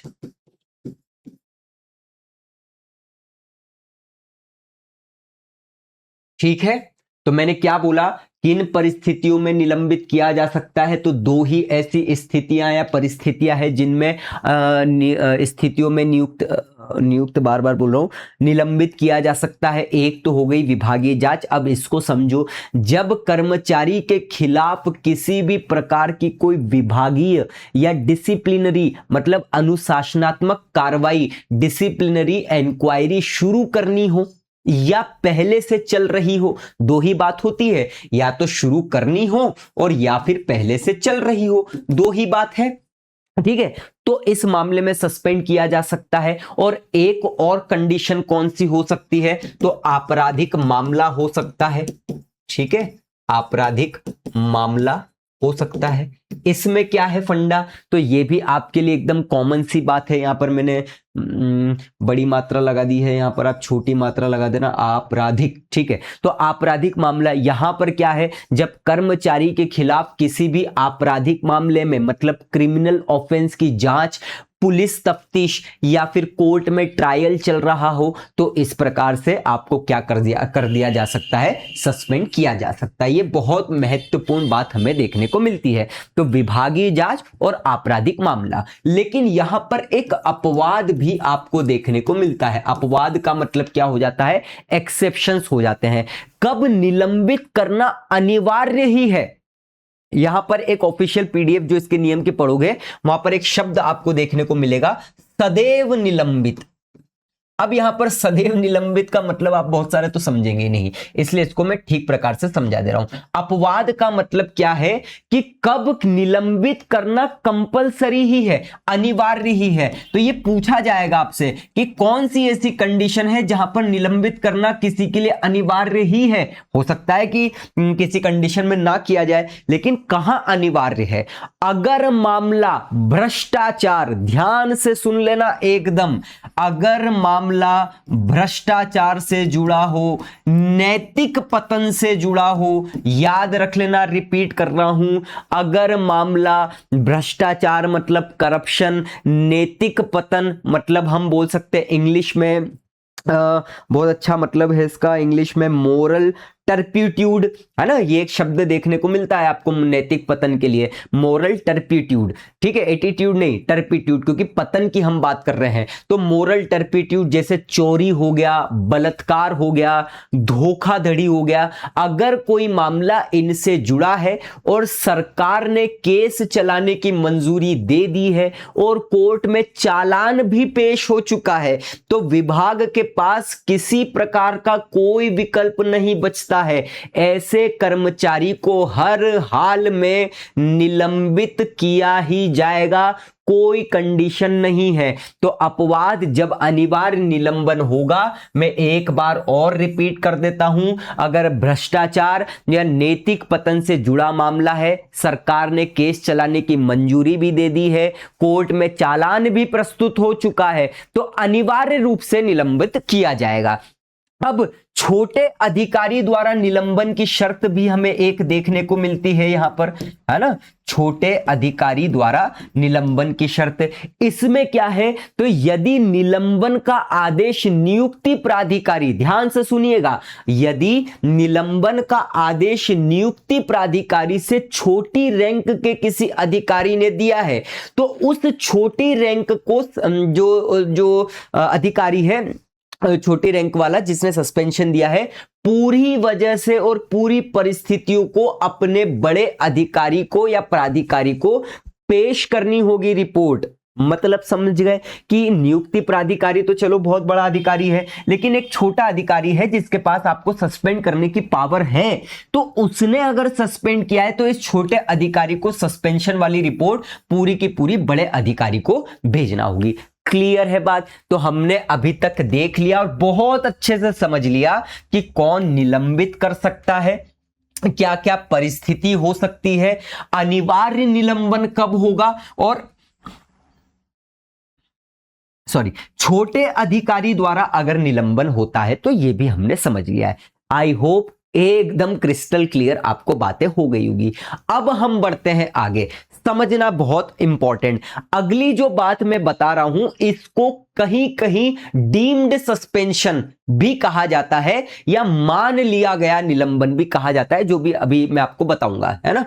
इसको मैं यहां पर एक ले लेता हूं, ये जिसको हम डीम्ड सस्पेंशन या मान लिया गया सस्पेंशन भी बोलते हैं। मान लिया गया सस्पेंशन का मतलब क्या हो गया?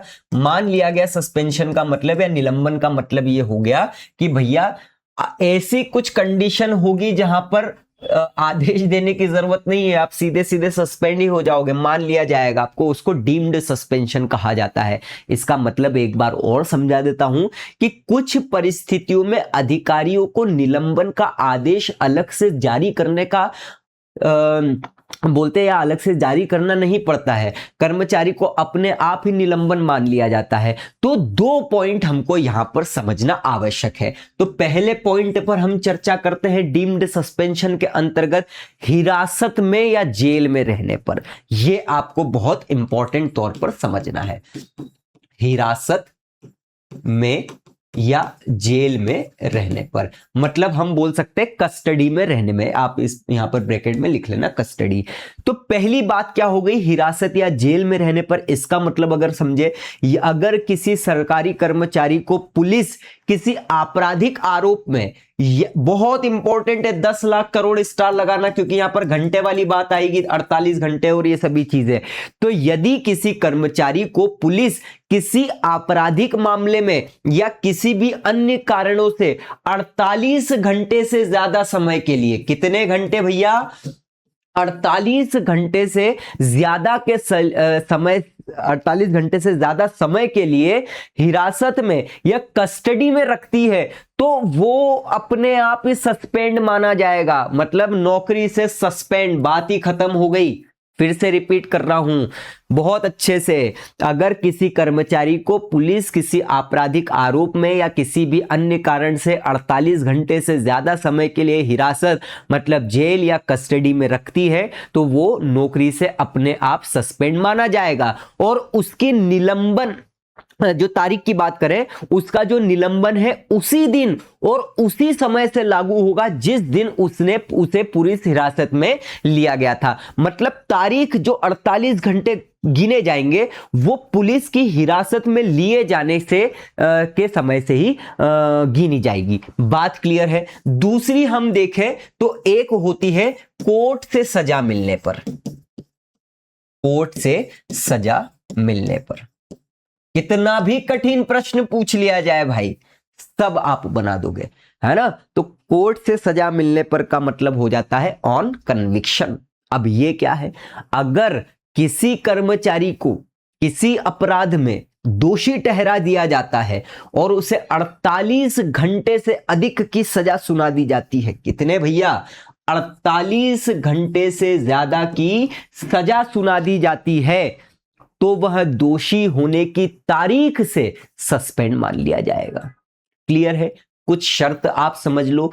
यह निलंबन तभी माना जाएगा जब विभाग ने सजा मिलते ही उसे तुरंत नौकरी से बर्खास्त या अनिवार्य रिटायर ना कर दिया हो, क्योंकि स्वाभाविक सी बात है, अगर सजा मिलने पर विभाग नौकरी से हटा दे या बर्खास्त कर दे तो सस्पेंशन की तो बात ही खत्म हो गई ना। तो ये शर्त है और कॉमन सेंस वाली शर्त है कि निलंबन तभी माना जाएगा जब विभाग ने उसे नौकरी से बर्खास्त नहीं किया हो, मतलब सजा मिलते ही। और अगर तुरंत से स्वाभाविक सी बात है नौकरी से निकाल दिया गया है तो सस्पेंशन का सवाल ही नहीं होता है।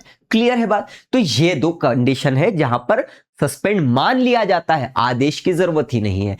अब ये 48 घंटे की गिनती किस प्रकार से होगी इसको भी व्याख्या के तौर पर दर्शा लेते हैं हम, मतलब समझ लेते हैं। जेल जाने के समय से मतलब 48 घंटे की गिनती कब शुरू होगी, तो जब कोर्ट से दोषी होने के बाद कर्मचारी को जेल की सजा असल में शुरू होती है। एक ये हो गई। एक टुकड़ों में भी जेल होती है। अगर कर्मचारी लगातार 48 घंटे जेल में नहीं रहा है, कुछ अलग अलग भाग में कुछ कुछ घंटों के लिए जेल गया है, जैसे आज 12 घंटे हो गया, अगले हफ्ते 20 घंटे हो गया, फिर 16 घंटे हो गया, तो इन सभी को आपस में जोड़ दिया जाएगा। और अगर जुड़कर 48 घंटे से ज्यादा हो गए तो भाई साहब यू आर डीम्ड सस्पेंडेड, मतलब आपको सस्पेंडेड मान लिया जाएगा। क्लियर है बात। इन्हीं में से प्रश्न आएंगे, इसीलिए बारीक से बारीक बात पढ़ा रहा हूं। आप अपनी ऑफिशियल पीडीएफ को मिलान करके देख लेना। मैं ऊपर ऊपर से पढ़ाने वाले व्यक्तियों में से नहीं हूं कि कोर्स ले लिया, बढ़िया मजा आ गया, ऊपर ऊपर से पढ़ा देता हूं, बच्चे उनको क्या ही समझ में आएगा, है ना, एग्जाम में प्रश्न नहीं आया तो तब तक तो पेपर हो ही जाएगा, अपना काम खत्म। नहीं, एक एक बारीक से बारीक चीज समझाते हुए चल रहा हूं। मैं चाहता तो व्याख्या छोड़ सकता था, लेकिन नहीं, वहां से आ गया तो क्या करोगे, है ना, ऐसा मौका आपके पास बार बार थोड़ी आएगा। तो मूर्ख बनने से बच जाना, सही तरीके से और सही जगह से पढ़ना, यह निर्णय आपको लेना है। क्लियर है। चलिए भैया, इतना सब कुछ हो गया। अब हम थोड़ा सा आगे बढ़ते हैं। मैं इसको पॉज मतलब इसको मिटा देता हूं आपको सब। तो यहां पर क्या पता क्या चीटी वीटी काट ली है, क्या हो गया, खैर। हाँ, निलंबन पत्र में अब वजह की बात कर लेते हैं। अगर किसी कर्मचारी को विभागीय जांच के कारण सस्पेंड कर दिया जाता है, सॉरी क्या बोला मैंने, अगर किसी कर्मचारी को विभागीय जांच मतलब डिपार्टमेंटल इंक्वायरी के कारण सस्पेंड किया जाता है, तो निलंबन का जो आदेश है उसमें कारण साफ साफ लिखना अनिवार्य है कि भैया इसलिए आपको सस्पेंड करना किया गया है।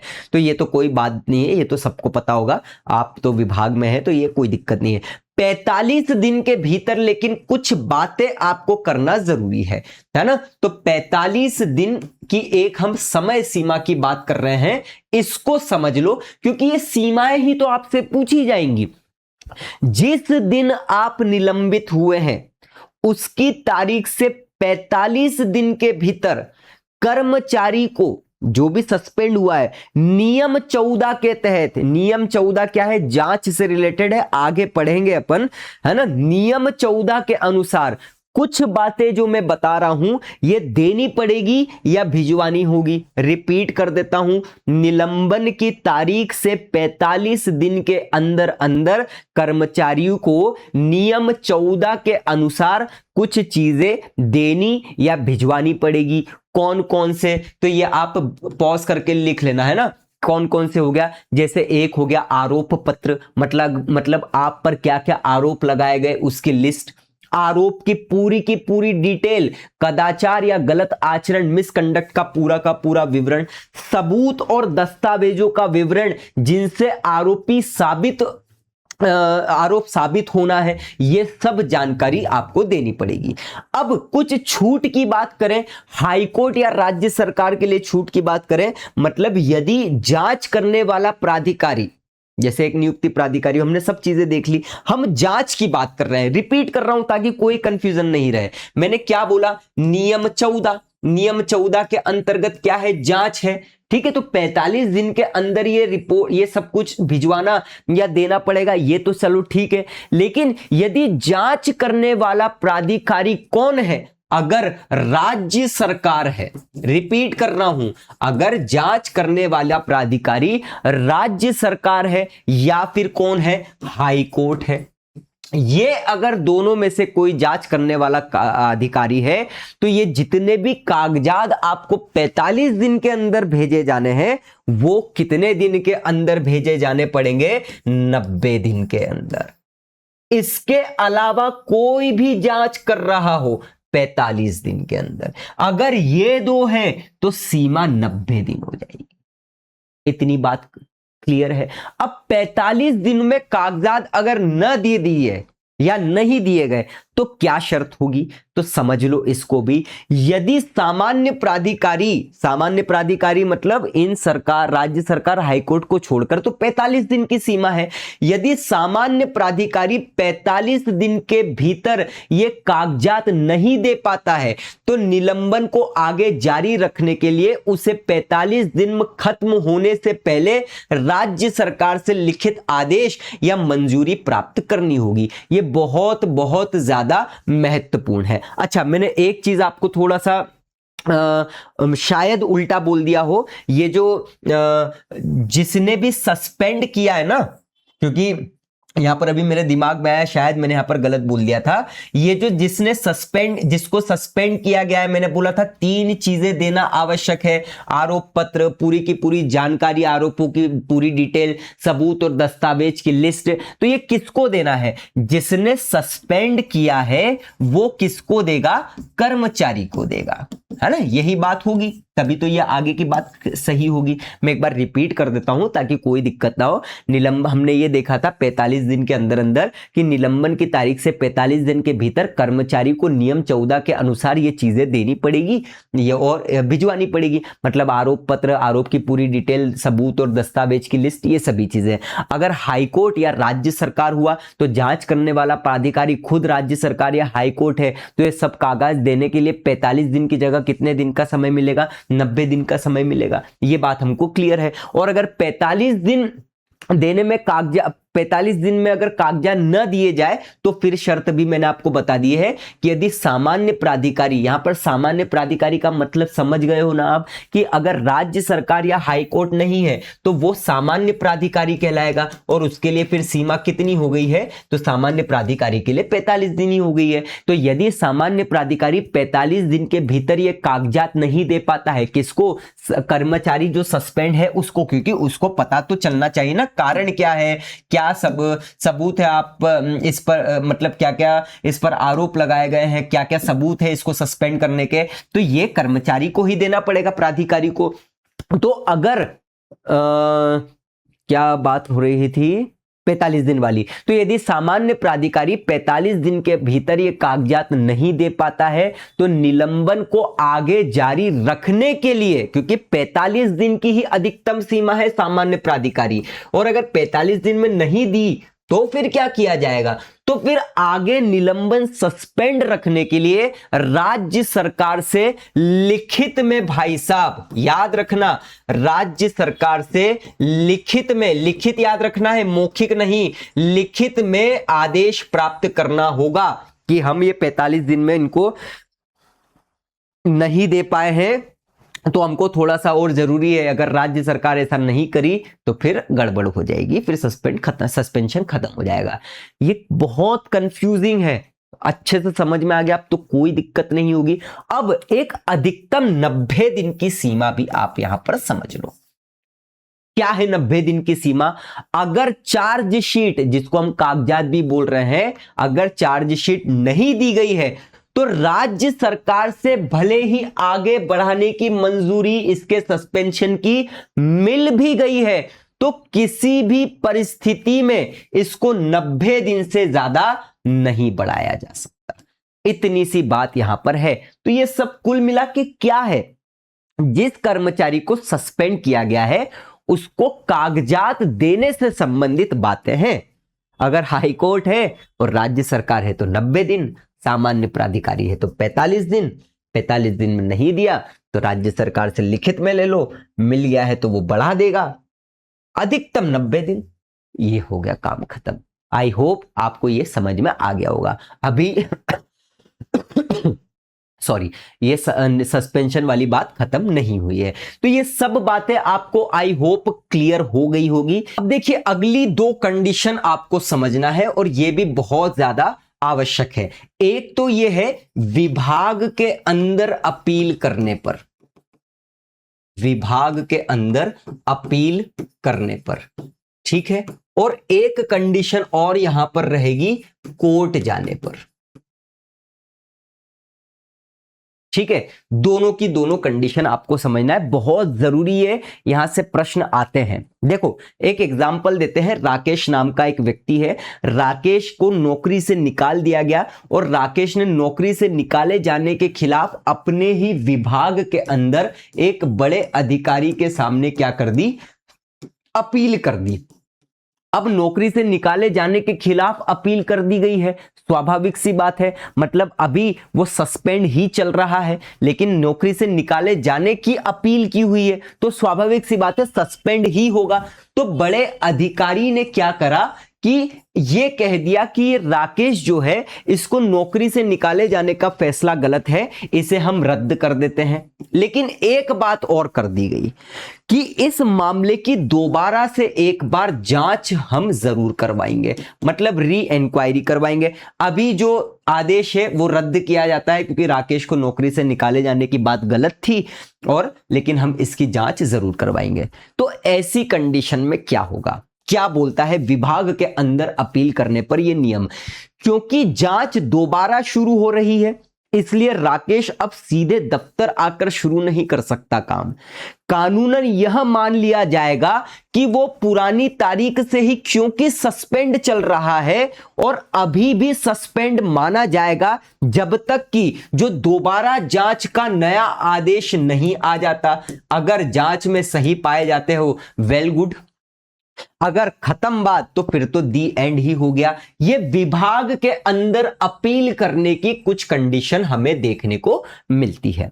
क्लियर है, क्योंकि जो नियम 9 है सस्पेंशन, उसमें कई सारी कंडीशंस बताई गई है, कौन सस्पेंड करेगा, कैसे सस्पेंड करेगा, कैसे चीजें प्राप्त होगी, विभाग के अंदर कैसे, कोर्ट के अंदर कैसे, ये तो हो गई विभाग के अंदर अपील करने से रिलेटेड बात।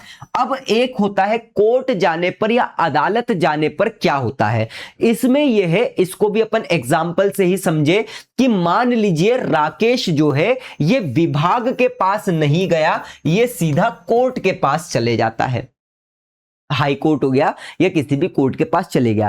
कोर्ट ने क्या करा, तकनीकी कमियों से या किसी भी वजह से राकेश की जो बर्खास्तगी है, मतलब नौकरी से निकाले जाने के आदेश को क्या कर दिया, रद्द कर दिया। जैसे इसने करा था लेकिन इसने दोबारा जांच की बात कर दी थी इसलिए वो सस्पेंड माना जाएगा। कोर्ट ने भी रद्द कर दिया। कोर्ट से जीतने के बाद राकेश कहां आया, विभाग से आया अपने आदेश लेकर कि भैया हमको कोर्ट ने हमारा आदेश रद्द कर दिया है बेहतरीन तरीके से। लेकिन यहां पर भी कैच है, विभाग के अधिकारियों ने मामले को देखा और फैसला लिया और बोला भले ही कोर्ट ने आपका आदेश रद्द कर दिया हो, लेकिन आरोप आप पर गंभीर है और हम इन्हीं मामले पर राकेश के खिलाफ आगे और कार्रवाई करेंगे मतलब जांच करेंगे। ऐसी कंडीशन में क्या होगा आप खुद सोचो। तो जैसे ही विभाग दोबारा जांच करने का फैसला लेगा, राकेश को उसी पुरानी तारीख से जब से वो सस्पेंड है निलंबित मान लिया जाएगा, मतलब वह सीधे ड्यूटी पर ज्वाइन नहीं कर पाएगा और अगले आदेश तक सस्पेंड ही रहेगा।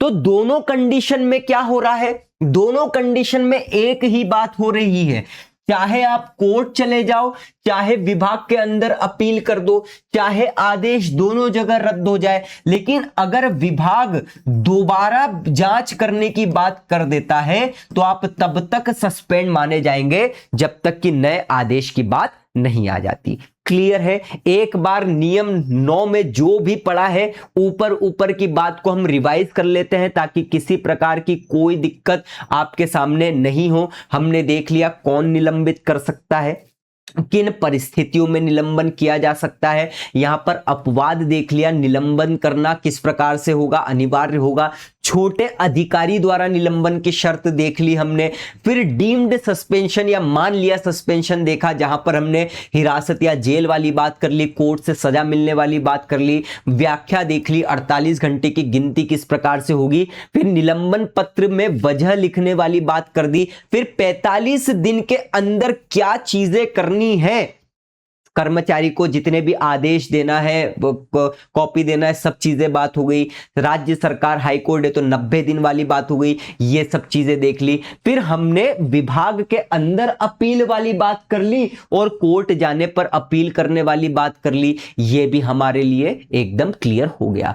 अब निलंबन कब तक चलेगा और कब अपने आप रद्द होगा, यह बहुत महत्वपूर्ण बात है, तो इस पर अपन चर्चा कर लेते हैं। यहीं लिख देता हूं मैं, निलंबन कब तक चलेगा और अपने आप किस प्रकार से रद्द होगा, इसको देखते हैं और समझना बहुत अच्छे से। सामान्य नियम क्या बोलता है?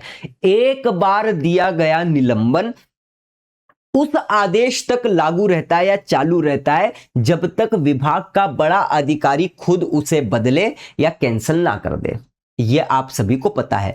45 दिन वाली शर्त ऑटोमेटिक रद्द किस प्रकार से होगी? अगर सस्पेंड करने के 45 दिन के भीतर कर्मचारी को चार्जशीट या आरोप के कागज नहीं दिए गए और विभाग ने समय बढ़ाने के लिए राज्य सरकार से जो लिखित मंजूरी थी वो भी नहीं ली, तो 45 दिन के भीतर तो अपने आप ही रद्द हो जाएगा ना। ये तो अपन इधर देख के आए ही हैं, क्योंकि 45 दिन के अंदर अंदर नहीं दी है, 45 दिन सामान्य में है ही सही, और लिखित मंजूरी भी नहीं लिए, तो ऑटोमेटिकली सस्पेंशन क्या हो गया, खत्म हो गया। 90 दिन वाली आखिरी सीमा हर हाल में रद्द है। मतलब अगर किसी भी वजह से निलंबन की तारीख के 90 दिन पूरे हो चुके हैं और कर्मचारी को अभी तक चार्जशीट नहीं दी गई है, तो निलंबन का आदेश हर हाल में अपने आप रद्द कर दिया जाएगा या हो जाएगा। फिर चाहे सरकार ने समय बढ़ाने की मंजूरी दी हो या नहीं दी हो, चार्जशीट के बिना 90 दिन से ज्यादा सस्पेंशन नहीं चल सकता है। कितना सिंपल है, आगे समझो। क्या रद्द होने के बाद दोबारा सस्पेंड किया जा सकता है? मान लीजिए ऊपर जो हमने 45 दिन बताए थे या 90 दिन बताए थे, इस नियम के कारण कर्मचारी का निलंबन अपने आप रद्द हो गया और वो काम पर लौट आया। मतलब क्या है कि 45 दिन में ये सब चीजें नहीं हो पाई, या फिर हम ऐसा बोल लेते हैं कि सरकार से लिखित आदेश के बाद इसको 10 दिन और बढ़ा दिया गया, 55 दिन हो गया, फिर भी नहीं हुआ और 90 दिन भी खत्म हो गए, तो हर हाल में सस्पेंशन खत्म और सरकारी कर्मचारी वापस से कहां आ गया? सरकारी नौकरी में आ गया। अब क्या होगा? तो अधिकारी के पास यह पावर है कि जब विभाग पूरी तैयारी के साथ कर्मचारी, याद बहुत ध्यान से सुनना, अधिकारी के पास यह शक्ति है या पावर है कि जब विभाग पूरी तैयारी के साथ कर्मचारी को चार्जशीट और सबूतों के सारे कागज सौंप दे, उसके तुरंत बाद अधिकारी चाहे तो उसे दोबारा सस्पेंड या निलंबित कर सकता है। मतलब समझ गए आप कि अधिकारी के पास ये पावर है कि दोबारा सस्पेंड आपको किया जा सकता है अगर कर्मचारी को सबूत के कागज और ये सब कुछ सौंप दिए गए। क्लियर है? तो बहुत बेसिक सी बात ये आपको पता ही होगी। एक और बात फिर यहां पर समझना बहुत जरूरी है, एक निलंबन के दौरान दूसरा केस शुरू होने पर क्या हो जाएगा? मतलब आपके ऊपर एक केस चल रहा है, उसमें आप निलंबित है ही सही और आप पर क्या हो गया? दूसरा केस शुरू हो गया, तो अब क्या होगा? ये भी तो कंडीशन है, कई सारी कंडीशन निलंबन में है। अब आप सोचो, इसको आप पढ़ने जाओगे ना, ऑफिशियल पीडीएफ है, दिमाग चकरा जाएगा। एक बार इनको जो मैं पढ़ा रहा हूं देख लिया, समझ लिया, काम खत्म। इसीलिए मैं जो सामने लिखी हुई चीजों को बोल बोल कर नहीं करवा रहा हूं, कोई सेंस नहीं है उसका, कोई सेंस नहीं। मैं लिखते लिखते शर्तों के साथ, कंडीशन के साथ समझा रहा हूं। तो एक निलंबन के दौरान दूसरा केस शुरू होने पर क्या होगा? तो एक कर्मचारी पर पहले से ही किसी एक मामले की विभागीय जांच चल रही है और वो सस्पेंड चल रहा हो, इसी बीच एक दूसरा नया मामला है, दूसरी जांच उसके खिलाफ शुरू हो जाती है, तो ऐसी स्थिति में जो भी सक्षम प्राधिकारी होगी लिखित में पहली तो कारण दर्ज करेगा और आदेश देगा कि कर्मचारी अब दोनों में से कोई भी या एक या सभी जांच पूरी होने तक लगातार सस्पेंड रहेगा, सदैव निलंबित रहेगा। यानी पहला मामला खत्म होने पर भी वह तब तक नहीं छूटेगा जब तक कि दूसरा केस भी समाप्त ना हो जाए। बहुत बेसिक सी बात है, ये लगभग लगभग सबको पता होगा। और एक अंतिम बात यह है जो कि उपनियम 5 ये कहता है, नियम नंबर 9 के अंतर्गत, तो निलंबन को कौन बदल सकता है या रद्द कर सकता है, तो ये भी आप समझो, ये लिख लेना आप, है ना। यहां से प्रश्न आते हैं, किसी भी सरकारी कर्मचारी का निलंबन आदेश किसी भी समय बदला या पूरी तरह रद्द कर दिया जा सकता है। इस मामले में 2 अधिकारी के पास पावर होते हैं। कौन कौन से? एक तो सस्पेंड करने वाले अधिकारी के पास होता है। जिस अधिकारी ने कर्मचारी को सस्पेंड करने का आदेश जारी किया था, वो उसको क्या कर सकता है?